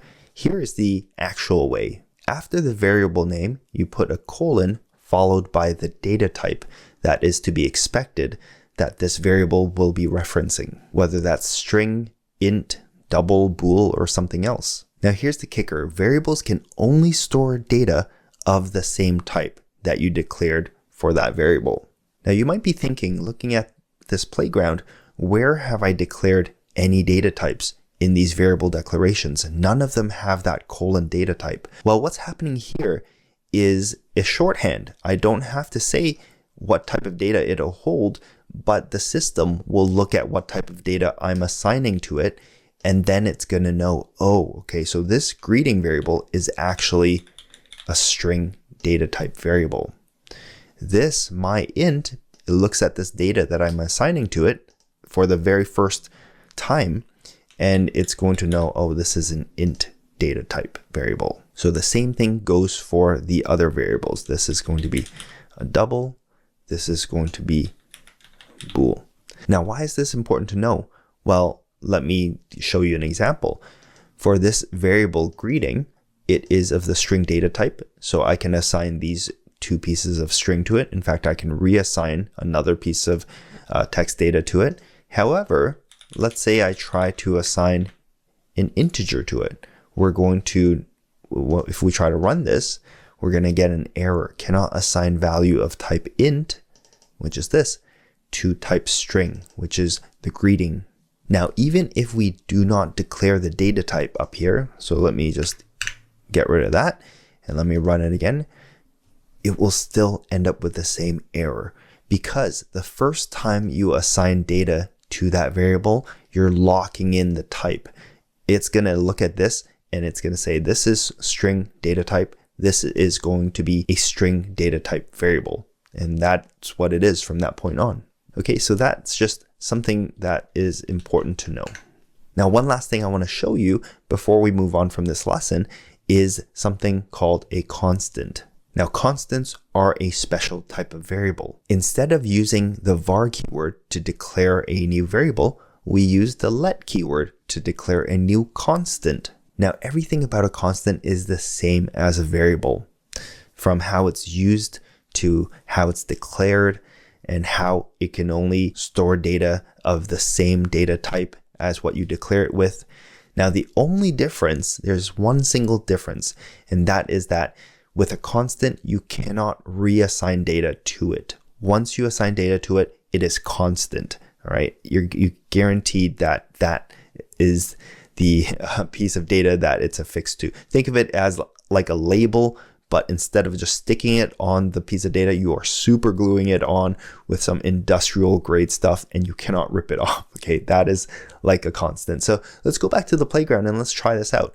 So for example, if I change this var for the greeting variable to a let, that changes it to a constant. We're gonna get an error here because we cannot assign a value. Greeting is a let constant. We've already assigned it this value, so we cannot reassign it. However, if I change my int to a let constant, this is going to be perfectly fine. I can run this and it's going to produce output. However, if I try to reassign something to that label, let's say 40, we are going to get an error. Now you might wonder, why would we ever want to use a let instead of a var? Well, the reason is that variables have special allowances in memory, some stuff under the hood that gives us this flexibility, but it comes at the cost of not being as efficient or optimized as a constant. So if you know something is not going to change, or you want the assurance that it will never change as you are using your constant, then you should use the let keyword. And in fact, Xcode will help you optimize this.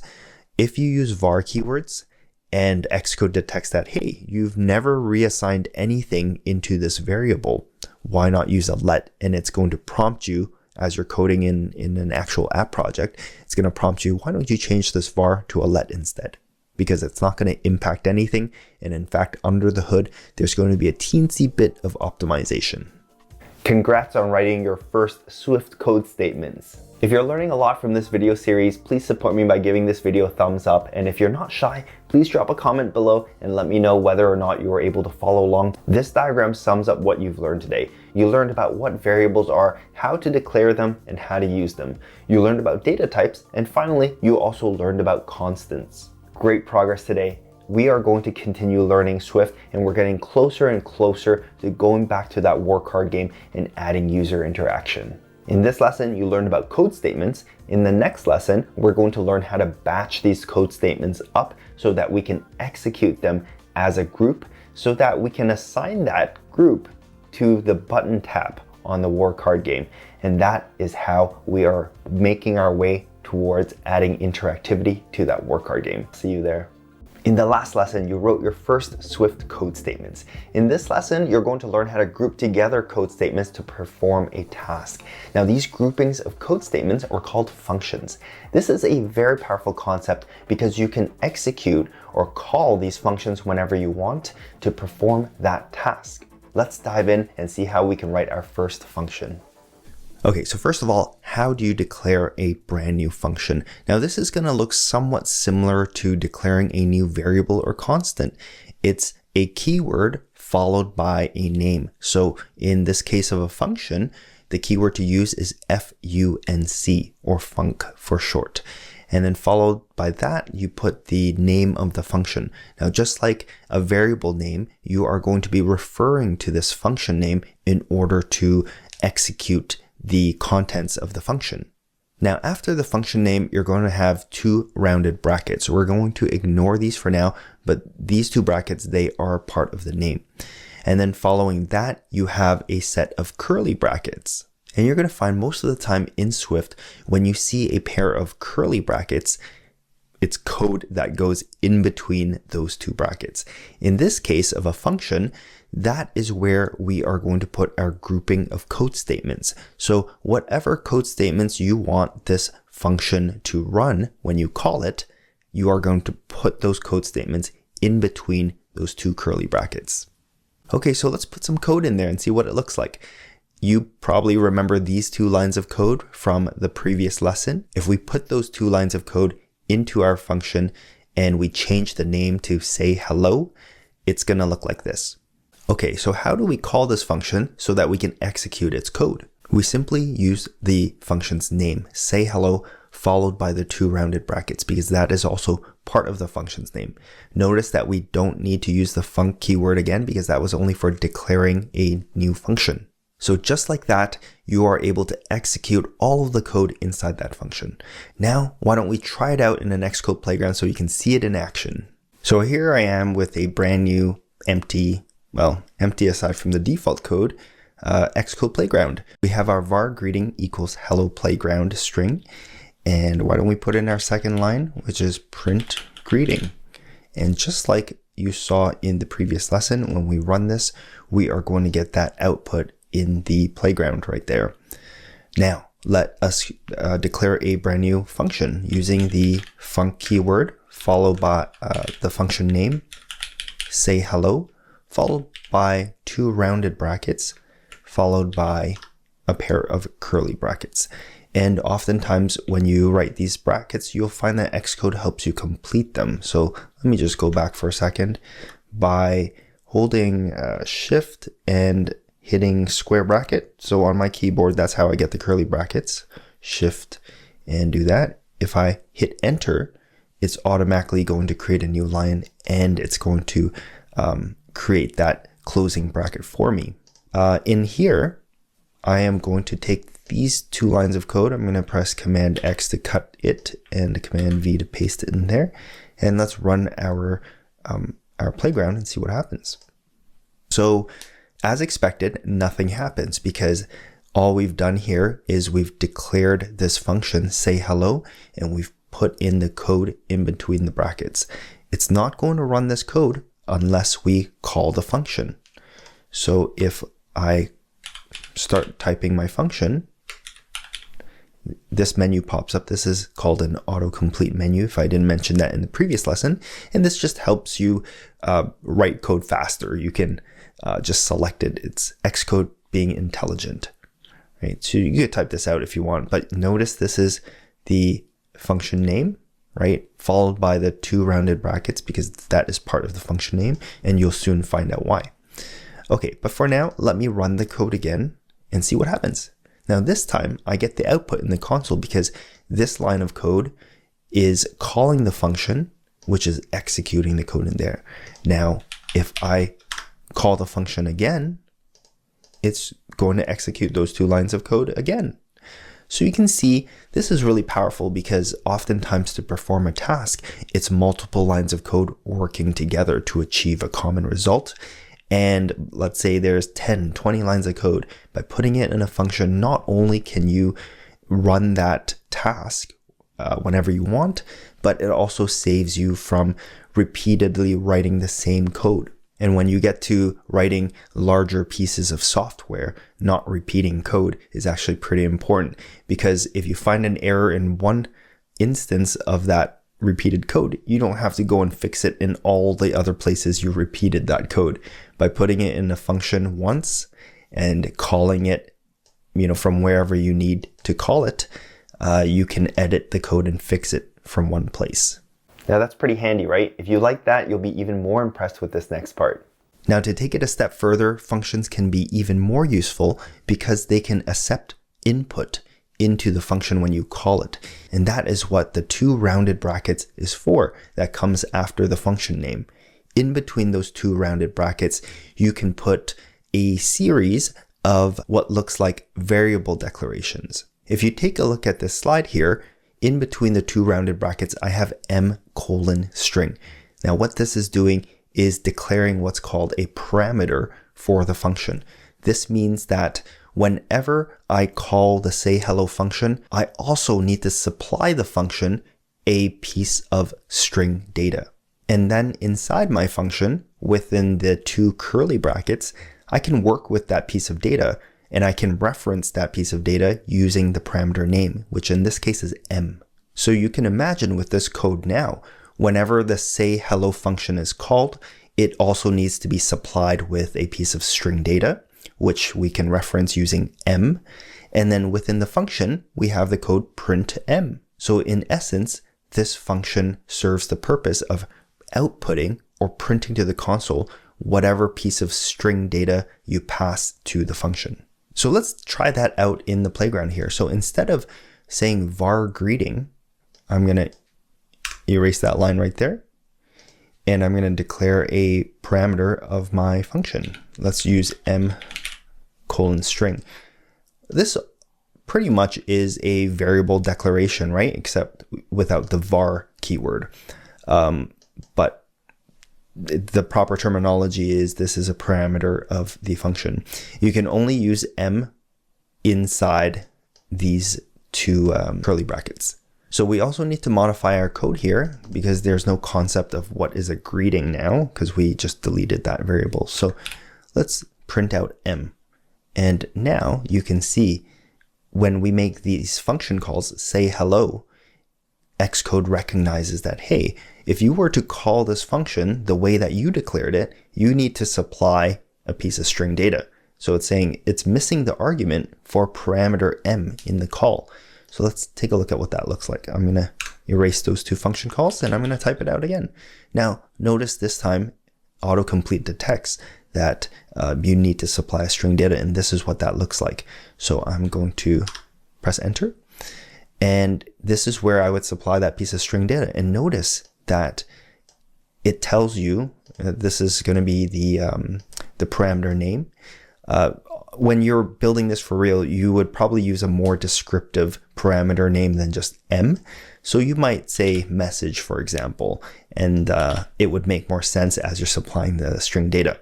But we'll leave it as M because to follow the example in the slide, I'm going to say I can code functions. Okay, let's run the code and see what happens. So as we expect, it prints out I can code functions because this piece of string data is being passed into the function as a parameter, and it can be referenced by this parameter label M, and then I am printing it out right there. I have a reference to M from within the curly brackets, but outside of the function declaration, it doesn't know what M is, right? If I try to print M like that, it cannot find M in this scope. This is called a scope. So you can think of the area between these two curly brackets as a standalone scope or standalone area. And only in that area does this parameter exist in there, that you can reference it using M. Now going back to our diagrams for a section, what does it look like to have multiple parameters for a function? Because oftentimes we may require multiple inputs. All it is simply is you declare your parameters separated by a comma. In this example, we have the same M parameter followed by a comma and then an N parameter. Notice that this parameter data type is different. It's an int, so it expects integer data. Now, whenever we call say hello, we need to supply a piece of string data and a piece of integer data. Let's go back to the playground and try this out. So instead of modifying this function, I am going to declare a new one. And this one, let's say, does addition. And you haven't seen addition yet, so this will be interesting.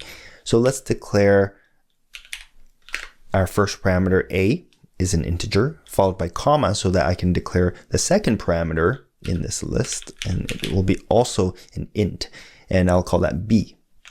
Okay, and then I have the opening curly bracket. I hit enter, it fills in the closing curly bracket, and inside here I am going to put the code. And what I'm going to do in here is I'm going to add up A and B and then print it out to the console. So I'm going to say var sum equals A plus B, and then I'm going to print out the sum. So you should be able to recognize this code. Var is declaring a new variable named sum. Equal is assigning this, the right-hand side, to the variable sum. And this plus symbol, as you can guess, adds two integers together. So we just have A plus B. But A and B are parameters that get passed in to this function call. Right, so let's try this out. I'm going to call this function doAdd, and Xcode finds it on the menu. So I'm just going to hit enter to auto-complete that. And all I have to do now is fill in the two integers that I need to pass in. So let's say 2 and 3. Let's run the code, see what happens. As expected, it prints out 5. So that is an example of providing single inputs and multiple inputs into a function. Now let us go back to the slides and extend it even more. Now functions can be made even better because functions have the ability to return output when you call them. Let's take a look at how this looks like. If you look at this syntax, notice that after the function name, after the rounded brackets, we have a dash followed by a greater than sign, which makes it look like an arrow, right? In fact, that is to signify that this function returns something, like it produces some sort of output. And then followed by that makeshift arrow, we have the data type of the data that this function produces. In this case, I'm going to put int because I want to return or output a sum. And then within the curly brackets of the function, you have to make sure that you have the return keyword, because if you've specified that this function is going to produce some sort of output, then you have to use that return keyword and actually produce the output that this function returns. And you also have to make sure that what you are returning, the output data, matches the data type that you have said this function will return. In this case, I've indicated that do add will return an int data. And inside the body of my function, I'm returning a piece of int data. So all is well. Now, before we go into Xcode Playgrounds to try this out, let's combine this with input parameters and see what that looks like. So if you take a look at this slide, I have two input parameters, A and B. They're both integer types. They're separated by a comma in this parameter list. And then after the rounded brackets, I have that arrow, and I am specifying that I'm going to be returning an int data. In the body of my function, I am adding up the two inputs into a variable called sum, and then I have the return keyword, and I'm returning that sum as an output of the function. Let's take a look at this in action in our playground. So let's modify our do add function here. I'm going to put a space after the rounded brackets. I am going to hit dash greater than space, and then I'm going to say that this returns int data. Now Xcode is going to complain here because it detects that I've indicated I should return int data, but I'm missing the return keyword for an expected int data.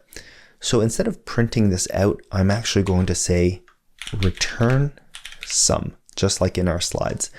Now let's run this code and see what happens. Notice here that I am calling that do add function, and I'm passing in 2 and 3 as my input parameters. Now there is no output. Nothing pops out in the console. Why is that? Because we don't actually have a print statement that outputs it to the console. You might argue, but we're returning the data from here. Well, returning the data doesn't mean printing it out. Returning the data means that this function produces that output. But where does it go? Well, what we have to do is we have to declare either a constant or variable to refer to that output. So here's what we're going to do. I'm going to declare a constant this time. I'm going to say let result equals the output of do add. Right? So what's going to happen here when I execute this function and it produces that sum and it returns it, that output is going to get assigned to my constant result. If I run it right now, there also is no output. Well, why is that? Because in this line of code, I've merely kept track of the sum. So now I can refer to that piece of data. I still, at the end of the day, need to print it out. So I'm going to write print result here. Now I did this so I can illustrate to you how it's different printing it inside the function versus returning it out of the function and then capturing it, capturing a reference to it with a constant or a variable and then working with it.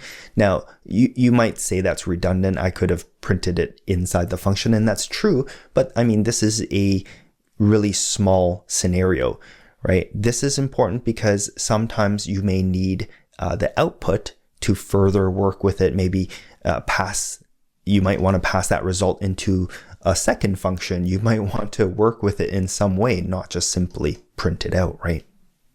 With the ability to take input and to produce output, functions can truly live up to their name and help us group together sets of instructions. Now, there are a couple more things I want to show you about functions before we are done with them. One is called a parameter label. So when we declared parameters here for our do add function, what we could have also done right before the parameter name, you can put a label. So you can say, let's say first num, and before parameter b, you could do the same thing. You could put another label, second num. Let's take a look at what that does to our function call. Now I am going to erase this line of code here, and we're going to type do add, and this time take a look at what autocomplete suggests for us. It is now using the parameter labels instead of the actual parameter names. It functionally, the function works exactly the same way. So if I put 3 and 8 here, and then I run the function, it's going to output 8. The only difference now is by putting these parameter labels in front of the parameter names, it is going to change how you call the function. The reason for doing this, there may be multiple reasons, right? One could be you want words that are more descriptive so that when you're calling your function, you remember what data you are supplying for it. This also allows you to, notice inside your function, you are still referencing them by the parameter names itself. So that's something you can use to make your functions a little more intuitive as you're reading them and using them.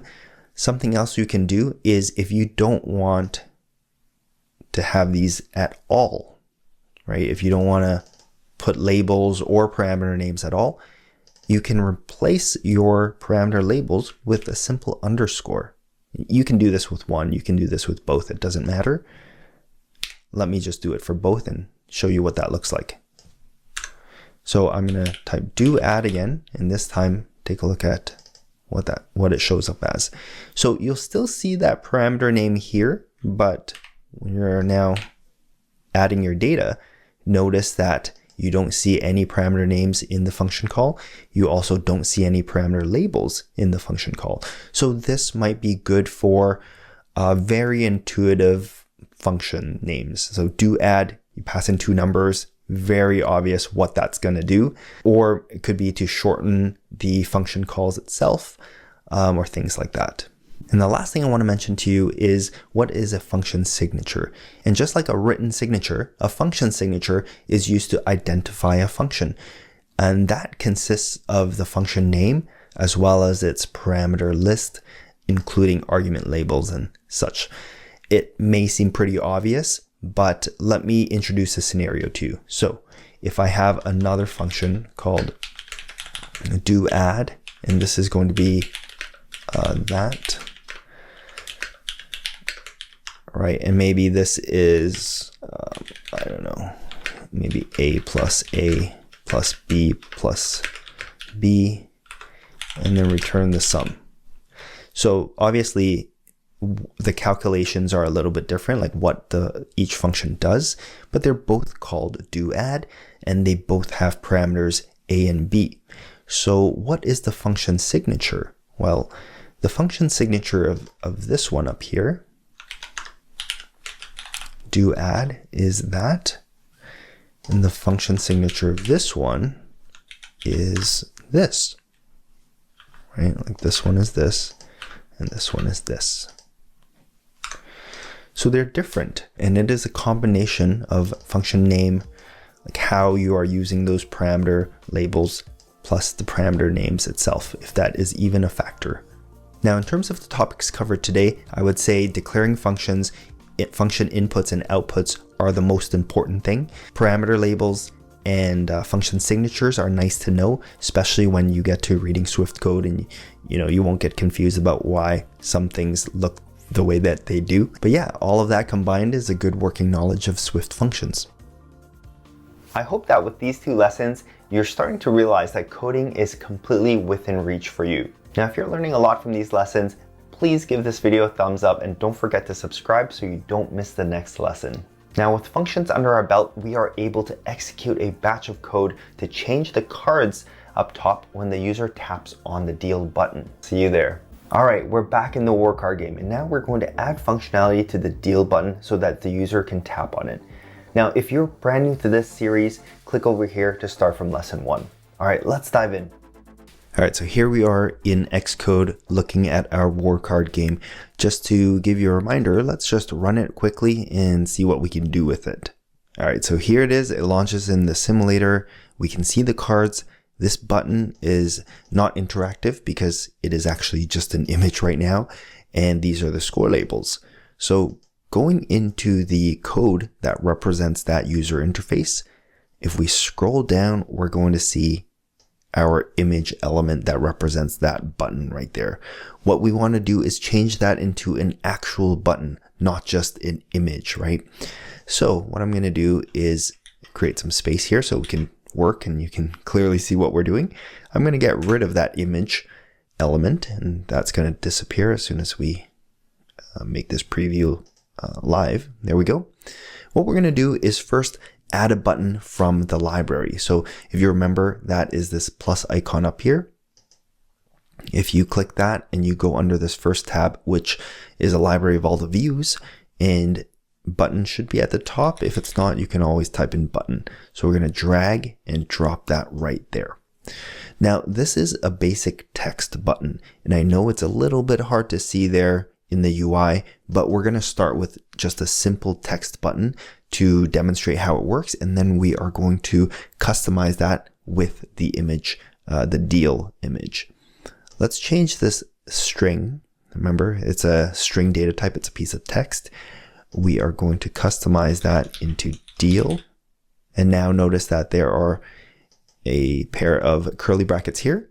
And in between those brackets, you put the code that you want to be executed when the user taps on that button.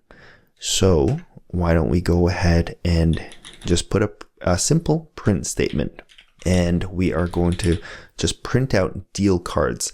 Now, when we tap on the button, when it prints this out, it will print it out into the console area. That is down here in Xcode. So let me just drag this window up here. It's got all sorts of information. Now, if you don't see this part right here, here's the button that you would click on. In the lower right-hand corner, you would see this little button here. You click it to bring up this debug area. And if you don't see two different sides to it, there are two buttons again in the lower right that you can turn on and off. So make sure that this side with all the text, that's the right hand side, that is toggled on, because that's where this is going to print out to. So why don't we again run this in the simulator? Actually, before we do that, let me just add a simple modifier so that this text button is more visible, because right now this blue text is really hard to see against the green background. Now, do you remember how to add a modifier? So you could very simply hit dot and then foreground color, and you can type in dot white to change that to white. Or if you didn't want to do that, you could always go through the library by hitting this plus icon, choosing the modifiers, and selecting foreground color, clicking and dragging right there, changing that default blue text to white. All right, let's go ahead and rerun this in the simulator. All right, so here's the simulator. I'm going to tap on this button and it's going to run this code right here, print deal cards. As you can see, it is starting, each time I press it, it executes the code within those curly brackets. So great. Our button works. Now, the next thing I want to do is to incorporate what you learned about functions. So instead of simply writing the code here inside of these two curly brackets, why don't we call a function from here? So this function is going to perform all the code related to dealing cards.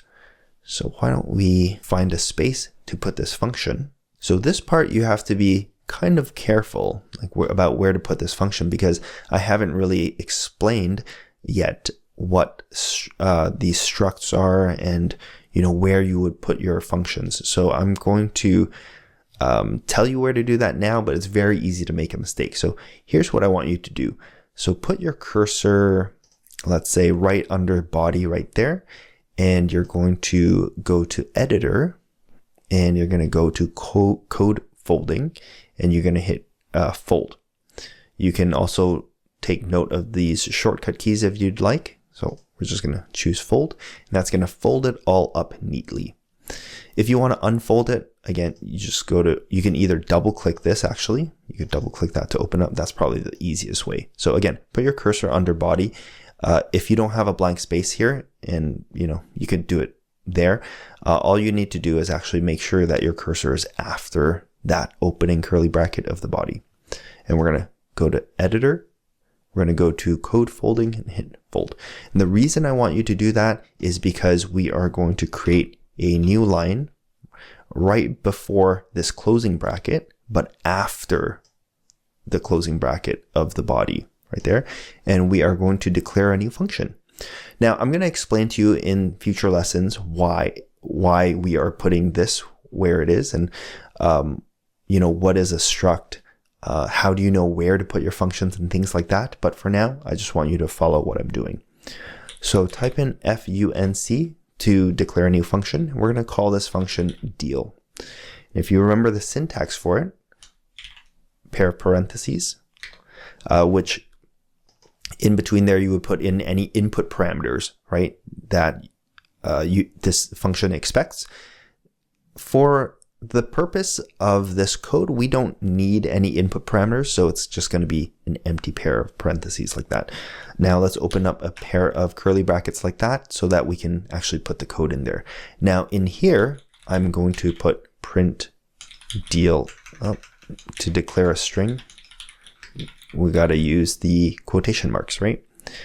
Okay, so this function, all it does is print deal cards, just like what the button did before.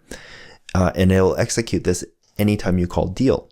So now let's open up the body again, scroll down to our button, and instead of calling print right here, we are going to call our new function. And look at that, autocomplete recognizes it, and all we need to do is that. Now let's run it in the simulator and just test that it still works, because we don't want to make a mistake at this point. So let's tap on that button. As you can see, it still works, right? What's happening is that when you're tapping on the button, it's executing this function. If you scroll a little lower, this is what that function does, right? So now in the future, when we want to add functionality to the button right here, all we need to do is add the code in here. So that's a basic text button, but what if we wanted to use an image for the button instead? Let's take a look at how we do that. Let's scroll back up to our button element. As you can see here, the button that you add through the library in this way, it only allows you to specify a piece of text. So this is a text button.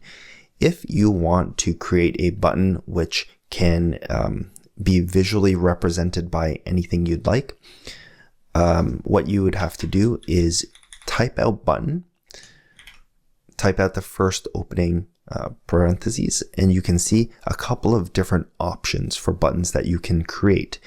And what we were looking for is this one right here, action and label. So action is what happens when you tap on it, and label allows you to put any sort of UI code in there, any sort of UI visual elements. So let's go ahead and double click this, and you're going to see these input parameters look a little bit different from this one, right? This one only had the one text parameter that you had to supply, and that was for the text for the button. This one has two different ones. It has action and it has label. So you can double click on any of these. So go ahead, double click on action, this part right here. And what's going to happen is it's going to change in this sort of format right here. This first set of opening bracket, this is the action for your button. So let's stay organized here. So I'm going to actually get rid of this text button first. Okay. And in here, under label, this is actually where we're going to put the visual representation, right? Label, this set of curly brackets. Let's put in an image element, and our image name was button, right? If we go back to assets, that's what this is right here. Let's go back to content view and let's refresh this preview right here. Oh, okay. So we can't yet view the preview because we haven't filled in the code part yet. So you can actually just delete that code part and that will be valid. Okay, so as you can see here, we've got now a visual image of our button. And you see this is the visual representation of the button. Now in here, this is supposed to be the action. Good thing that we created a function, right? We can simply call that deal function like that. Let's now run the app in the simulator again and take a look at what happens when we tap on our new button. So you can see it is an image element, but it is actually a button. And when we tap on it, it runs the deal function, which prints out this statement in the console area. All right, now that we have the button looking the way we want, let's add some more functionality to it. So we want our deal button to do more than just print out deal cards. We want it to actually deal cards, right? So how is tapping on this deal button and running this deal function, right? What sort of code can we put in here to actually change the images for this image element and this image element, right? And then how are we going to update the score labels here as well? Well, let's first take a look at what represents these things and see what we can work with. We scroll up, we can see that we have an image element that represents card 2. And this is referencing the image asset in our asset library, card 2. In fact, we have card 2 all the way up to 14. So you'll notice that when I change this in here, and I update the preview, it's actually going to change the card, right? Change to 13, right? Change this to 14. And if I accidentally change it to a name that doesn't exist, then it actually doesn't show anything. Right, so what we need to do is when the user taps on the deal button, we need to run some code statements that would change what is being passed into this image element and this image element as well. Well, if you think back at the Swift code that you have learned so far, such as variables, constants, functions, there is something that can help us here, right? What I'm referring to are variables. So why don't we go at the top here and declare some variables to represent the cards for the player and the cards for the computer. And that way, when we hit the deal button, we can change the value in those variables. Let me show you what I mean. So put your cursor in front of var and just create a couple of lines right there, like that. And we are going to declare a brand new variable to store these two values right here. Instead of, this is called hard coding a string, meaning that when we just put a piece of text here, there's nothing that can refer to that piece of text to change it. So this is what's called a hard-coded value. We are now going to change that so that it can be dynamic. So we declare a new variable using var, right? And I'm going to name this variable player card. And I'm going to assign to it card, let's say 7. And then I'm going to declare another variable. Let's call this one CPU card. And I am going to assign to it card 13, that string right there. And now you can probably see where this is going. In the image element, instead of passing this hard-coded string into here, I can pass in the variable.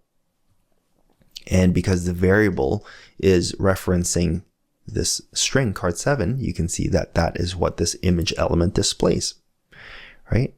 And I'm going to do the same thing with this CPU card by putting in that variable, referencing that variable, and then passing it into the image element. So now you can see where we're going. When I tap on the deal button and it runs the deal function, inside the deal function, I can change the value that player card is pointing to. I can change CPU card to another string value as well, and that is going to cause the card images to change. Now, I don't want you to do that just yet because there are a couple of details that we need to go through first, but I'm just running through at a high level what our thought process is. Okay, so let's do the same thing for the scores down here, because if you remember when we built this user interface, the scores, we also used some hard-coded values. So down here under player, we hard-coded 0, and under CPU, we hard-coded another 0. Let's go up here and declare 2 more variables to store those scores. However, this time,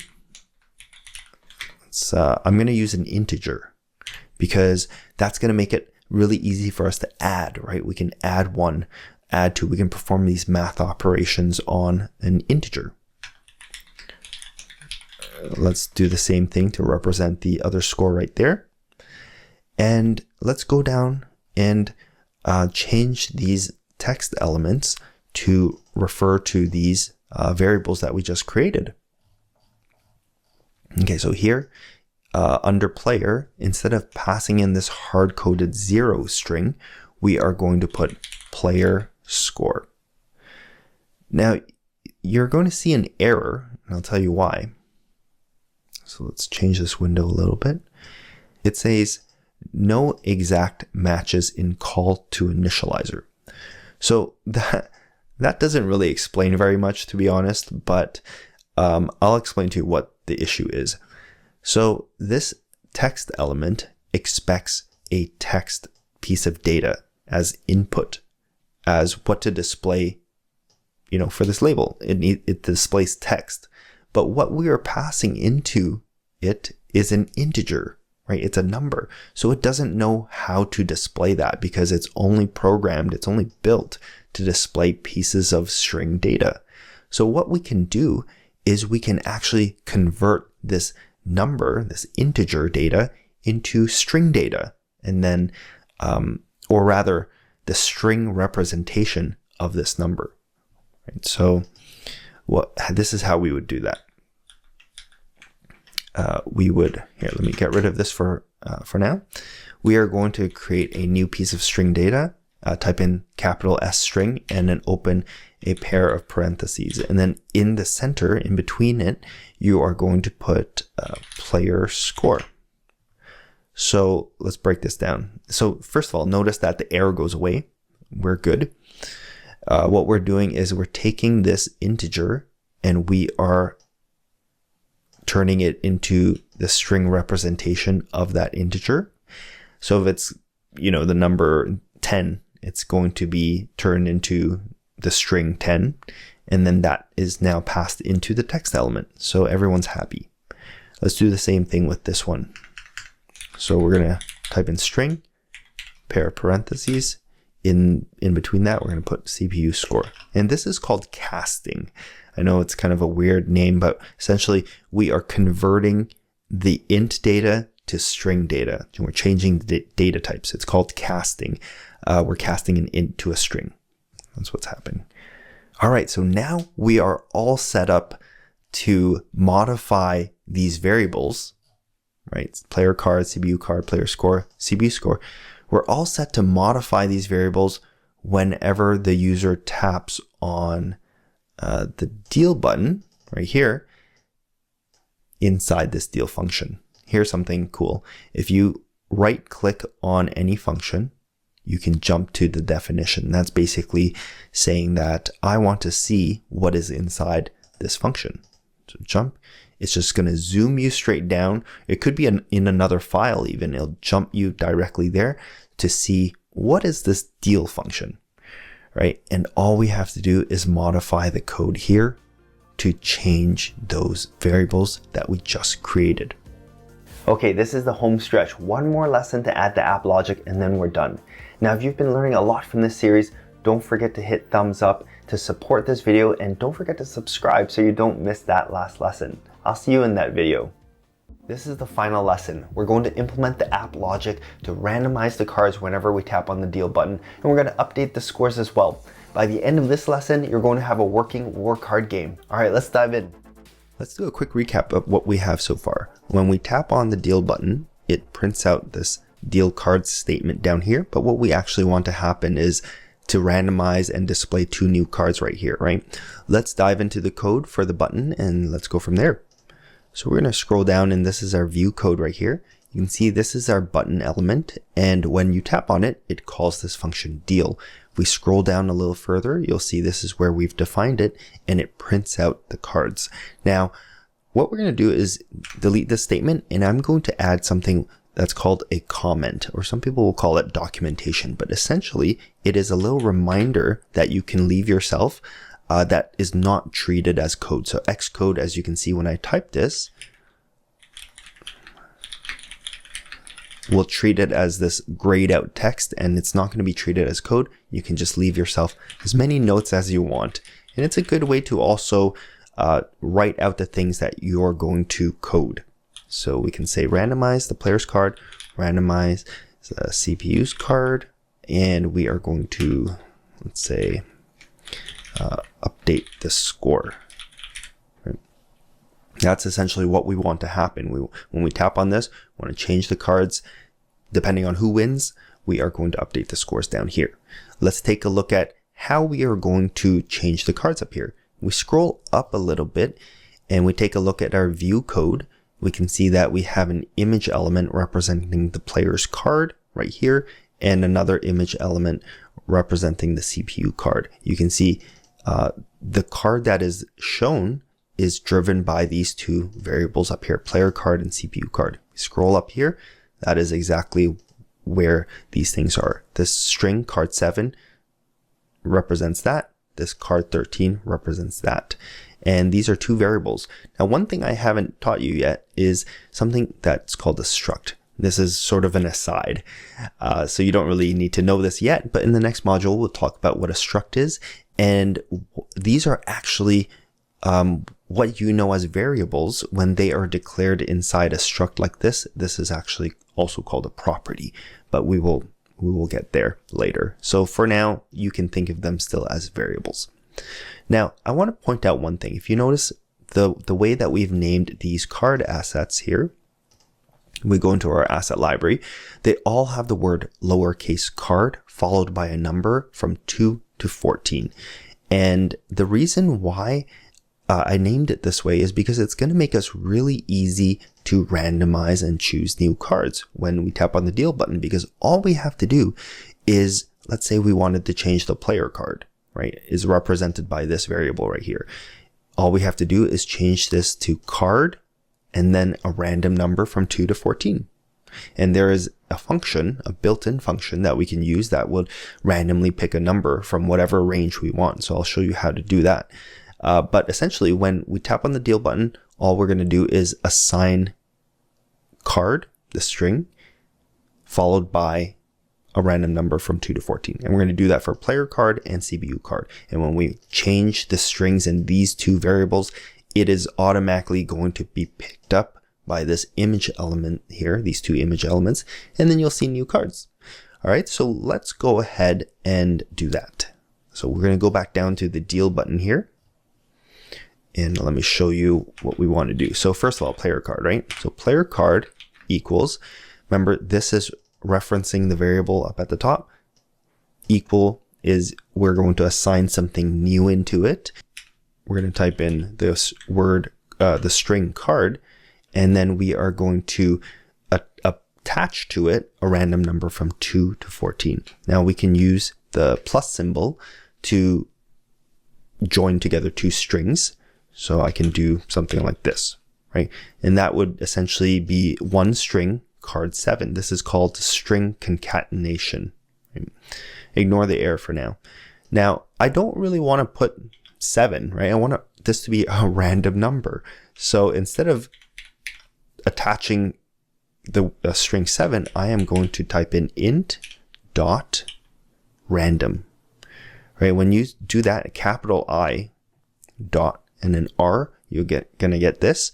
And we're gonna use this first one right here, this first function. And this is going to allow us to specify a range. And how we specify a range is we put in the lower range followed by 3 dots and then the upper range. And this will be inclusive of the lower and upper ranges. So essentially this function, this random function of int gives us 2 to 14. Now, you won't understand exactly what this code means for now, but in the next module, after I teach you about structs and classes and things like that and dot notation, this will completely make sense to you. For now, just type in int, capital I int dot random, and then type in this range.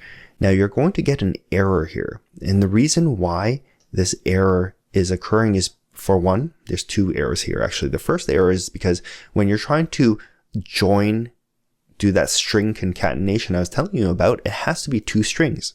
Right here, we have the card string, but here we have an integer data type. They're different data types.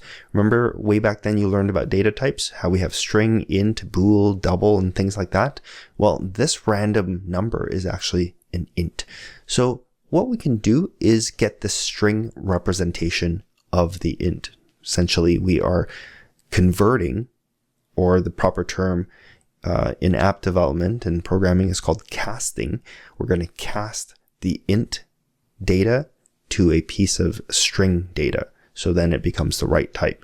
And we do that by typing in string and then wrapping the int in a pair of parentheses right there. So now this would actually be proper. And this now is actually another error. So now you can see that the error, that little red underline, is on the variable player card. So remember, if I scroll all the way back up to the top, remember how I said that when these variables are declared under the struct like this is called a property. Well, we're going to learn more about structs and properties in the next module. But what we need to do here is essentially add a special keyword to this property or variable to define it as something that powers the user interface. Like it's a piece of data that the user interface depends on. And that totally makes sense, right? If you look down here, this image element right here depends on player card. Same thing with this one. This image element, which is, visually represented here, it depends on the state of this variable or property right here. So depending on the state of these two variables, it changes how the user interface looks. So what we have to do is add a special keyword in front of both of these called state, right? And the way we specify this is using the @ keyword, capital S, state, space. So you can see Xcode recognizes it as a special keyword, and this is called a property wrapper. So this is your property, and this is the property wrapper. And it essentially changes the behavior and attributes, kind of like a modifier. It modifies this property to just indicate that it is a special property, right? It is one that powers the visual state. So we're going to add the same keyword or property wrapper to the CPU card down here. And then if we scroll down back to the deal button, you can see that all the errors are gone. And we're going to randomize the CPU card as well. Card plus, and then we are going to say int random 2 to 14. Right? And then we're going to have to, I'll show you this error because last time I don't think we took a look at it. So here, cannot convert value of int to expected type string. It's saying that this should be a string. So we're going to turn it into a string. All right, no errors. Perfect. So let's take a look at this. We'll run it and we'll try it out because we should be able to visually see these cards change. As we tap on this deal button, it's going to run this function. It's going to assign a random card number to player card and then CPU card as well. So you see that's really cool, right? It's actually working. Now, if you accidentally specified a number that doesn't exist, like these actually have to represent an image asset. So if you put 15 and you hit deal and it randomizes the 15, it either will show a blank. Let's randomize from 1 to 1 and you can see what I mean, because we don't actually have card 1 here. So it's going to be an error. It's not going to be valid. We have to stop the project and run it again. And yeah, there you go. It can't find that image because randomizing 1 to 1, you're only going to get card 1 and there is no image asset named card 1. So just a little warning for that. Okay, so let's change that. Command R to run it again. Now we get this. Okay, now we need to add some conditional logic to the app. This means code that can decide if this condition is true, then do this. Otherwise, if that condition is true, do that. And in Swift, this is called an if statement. Let me show you how. So here I have an empty playground to show you how simple it is to express conditional logic in Swift. And all you have to do is use the keyword if. Just like that. And next, you're going to put a space, and then you're going to put the condition that you want to test. Now, with an if statement, it is if the condition is true, then execute this code. And if it's not true, then don't do anything. So why don't we say if A is greater than B, that's my condition. So if that is true, then execute the following code. And you put that code inside a pair of curly brackets like that. So I'm going to write a comment, some code here. Like it's whatever you want, as many lines of code as you want. You can even call a function here or do anything like that. So we are simply going to print, let's say, bang. Now, what is A and what is B in this condition? We haven't declared them. So let's declare two variables. So var A equals 4, var B equals 5. So actually, why don't we make B shorter or smaller? So this condition becomes true, right? A is 4, it's greater than B is 2, right? That is true. So this will get executed. It will go into this code block. Let's run the playground and see if that actually is true. Let's click this button to open up the console. And you can see that it gets printed out right here. Now, what if I changed B to 20? And let's stop the playground. Let's run it again. And you'll see that this time nothing gets displayed because it comes down here and it tests this condition. It finds out this condition is false, then it's not going to run this code. Now, the powerful thing with if statements is that you can specify multiple paths or multiple branches. So if you think about this condition and this block of code being one path that it could go down, you could also specify another. You could say else if, and again, you specify the condition here and then another block of code. So let's say if, if B is, let's use another variable. So let's say if B is greater than C, then do this. So we'll print shoot. We don't have a C yet. Let's put a C there. Let's put C is equal to 10. So in this case, what's going to happen? It's going to first execute this, right? And is it going to be true or false? A is 4, B is 20. This is false. Then if this is false, it's going to skip this and it's going to test this else, right? Else means like, okay, if that's not true, then what about this, right? Else, if this is true, B 20, C is 10, it is true. So it's going to then come in here. So it does this instead. Now, what if C was 30? Let's run it. Can you guess what happens? You can pause the video and take a guess if you want. Nothing happens. Why? Because it comes in here. This is false. Okay, well, let's test this one. This is also false. So it doesn't go into either path. Now, what happens if I did this? What if C is 10, right? So it's going to, this is false and this is true, right? It's going to come in here. But then I change A to 40, right? So this becomes true. Do you think it's going to type out bang and then type out shoot? Nope. It's only going to take the path that is true, the first path that is true. And it checks the conditions from top to bottom. So it tests this one. Oh, that is true. 40 is greater than 20. So it's going to come into this path and it's going to ignore everything else. It's just not going to even check the other paths. So that's why you have that, even though both of these conditions are true. So the thing is, you can specify more branches if you'd like. You can do else if as many different paths as you want. And then there is also a catch-all, or sort of like a last resort path if you want to do that. And that is just simply else. So if this is not true and this is not true, then it's just going to execute this, whatever's in here.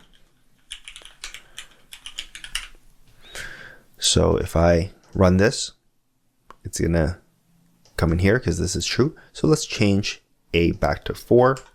So this is going to be false, right? 4 is not greater than 20.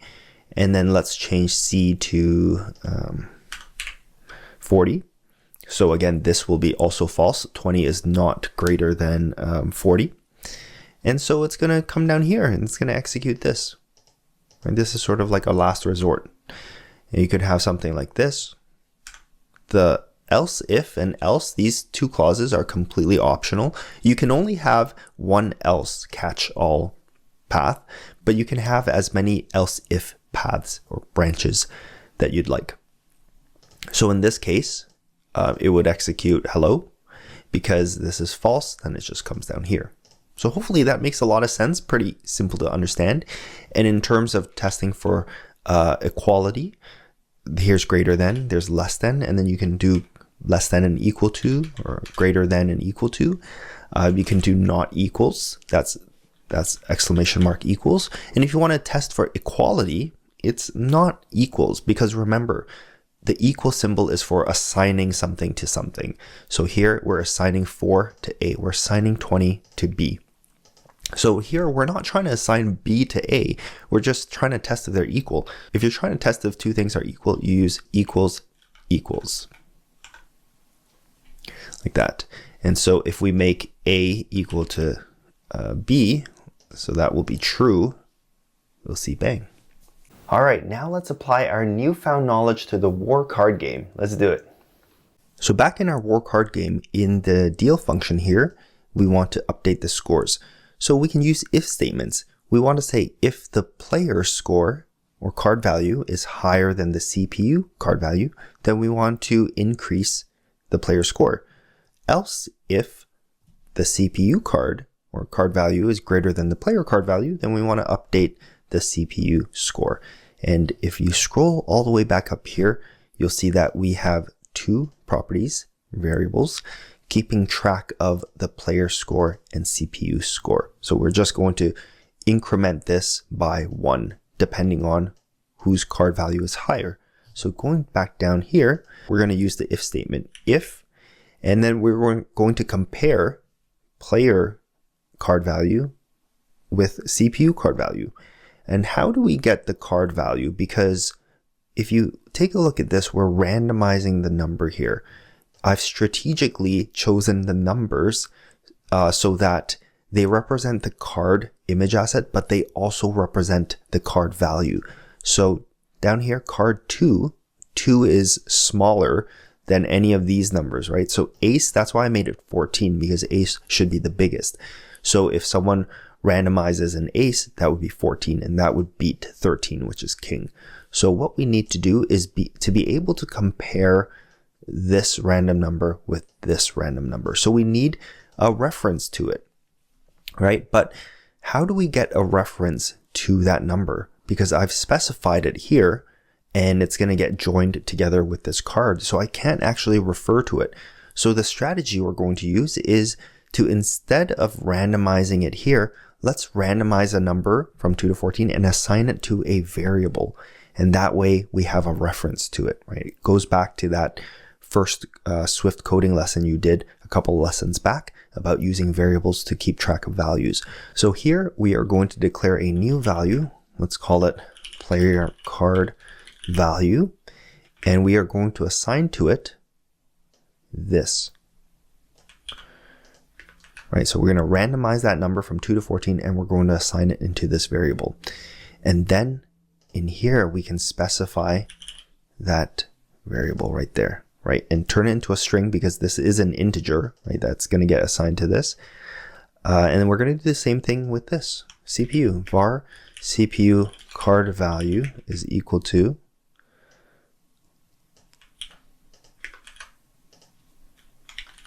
CPU card value.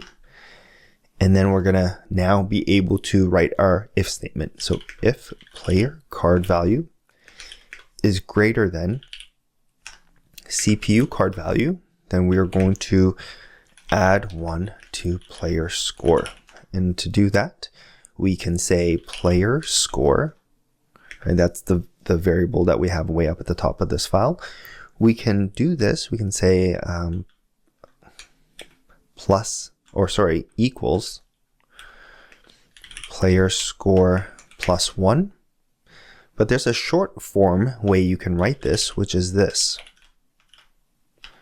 plus equals 1. And that is just going to increment whatever score it is with 1. Okay, so we're going to do it the shorthand way.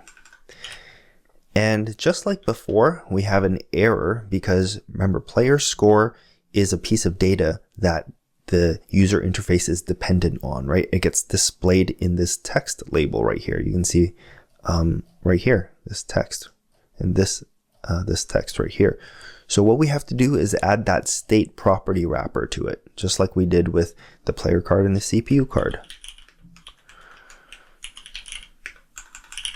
All right, now we're going to come back down and no error.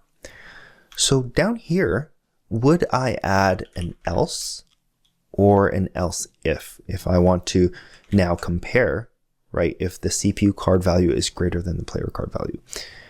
Now I could use if, and I can say, you know, in that case, CPU score would plus equals 1.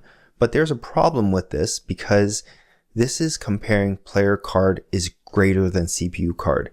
What if player card value equals CPU card value? What if they rolled exactly the same value? In this logic, the CPU would win even if the values were tied up, right? So I would not use else here. I would use else if CPU card value is greater than player card value. And then you can say else, this is a tie, right? And then you can handle this how you want. So in this case, this would be like add 1 to CPU score. You see how handy adding these comments are? It really makes it a lot easier to understand your code, especially for someone who is new and learning how to code. So for this tie scenario, you can add 1 to each score, you can minus 1 from each score, or you can do nothing. So I'm going to choose to do nothing, but you can do that differently. So let's see if this works. Let's run our project. Oh, what happened there? I rolled a card. Take a look. I made a mistake. This is a perfect learning opportunity. So, right here, player card is equal to card plus player card.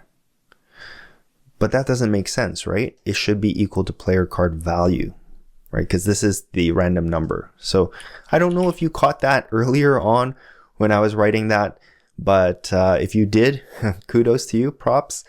But if you didn't, then you're in the same boat as me. I totally didn't see that either. So you can see it works now. Well, I'm going a little fast, but ace. So player gets that. Oh, it's a tie. See, there's a tie, so nothing happens.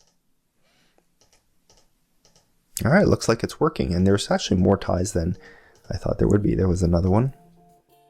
And there you have it. You've built your very first app. Now, before I tell you what you'll be building next, let's do a quick recap of how far you've come. You've learned how apps go from code to App Store. You've learned your way around Xcode. You've learned how to read and write Swift at a basic level. And you've learned how to build simple user interfaces. But more importantly, you've stopped doubting yourself about whether or not this is for you. Now, I want to introduce you to what comes after this war card game, the menu app. This series continues from where the war card game left off and prepares you for the next step in your iOS journey and beyond. Now, don't be fooled by this simple scrollable list. This is something that you could learn from tons of tutorials out there, but we're going to take it a step further. Not only will you learn the skills needed to build this app, but we're going to modify the code afterwards to mimic that of a more complex app. Now let me explain. Many tutorials teach you how to build a simple single screen app, and with good reason. It's a great starting point, and you need to learn to walk before you can sprint. The problem is that there's a conceptual leap from a single screen app with self-contained data to a multi-screen app that fetches data from a variety of external sources. And not only is the code more complicated, but you'll have to understand aspects of networking, concurrency, proper app architecture, and coding for reusability, just to name a few. So in the second half of this menu app video series, that's what we focus on, explaining these concepts in preparation for the next larger, more complex app. So that's all fine and good, but when is this menu app video series going to be released and where can you watch it? Well, I'm happy to announce that it is free to watch on the CodeWithChris learning platform. The reason it's not currently on YouTube is because the menu app series is a step up from the War Card game in terms of skill level. So I wanted to enhance the learning experience with practical exercises, quizzes, and human support. Now these things are all available for free through the CodeWithChris learning platform. Now I want to be fully transparent. Aside from the quizzes, the challenges, and the human support that you're going to receive in our forum, you're also going to get a special offer to join CWC Plus, where you can get access to all of our available courses. You see, CodeWithChris has grown into a business with a team of people behind the scenes making it all happen. And I thank you for your support over the years, and I hope you continue to find our iOS teaching valuable. Obviously, you're free to ignore the offer if you're not interested. Either way, you're still going to get access to the menu app video series, the exercises, the quizzes, and our team will support you in your learning, whether you're a paying customer or not. So to get access to the free menu app series, simply visit codewithchris.com. In the upper right corner, click on sign in and create a free account. Right away, you'll be redirected to the student dashboard where you'll find the menu app course card. Simply click start course to begin learning. Thanks, and I hope you enjoy this menu app video series which I've created. I'll see you in the next lesson.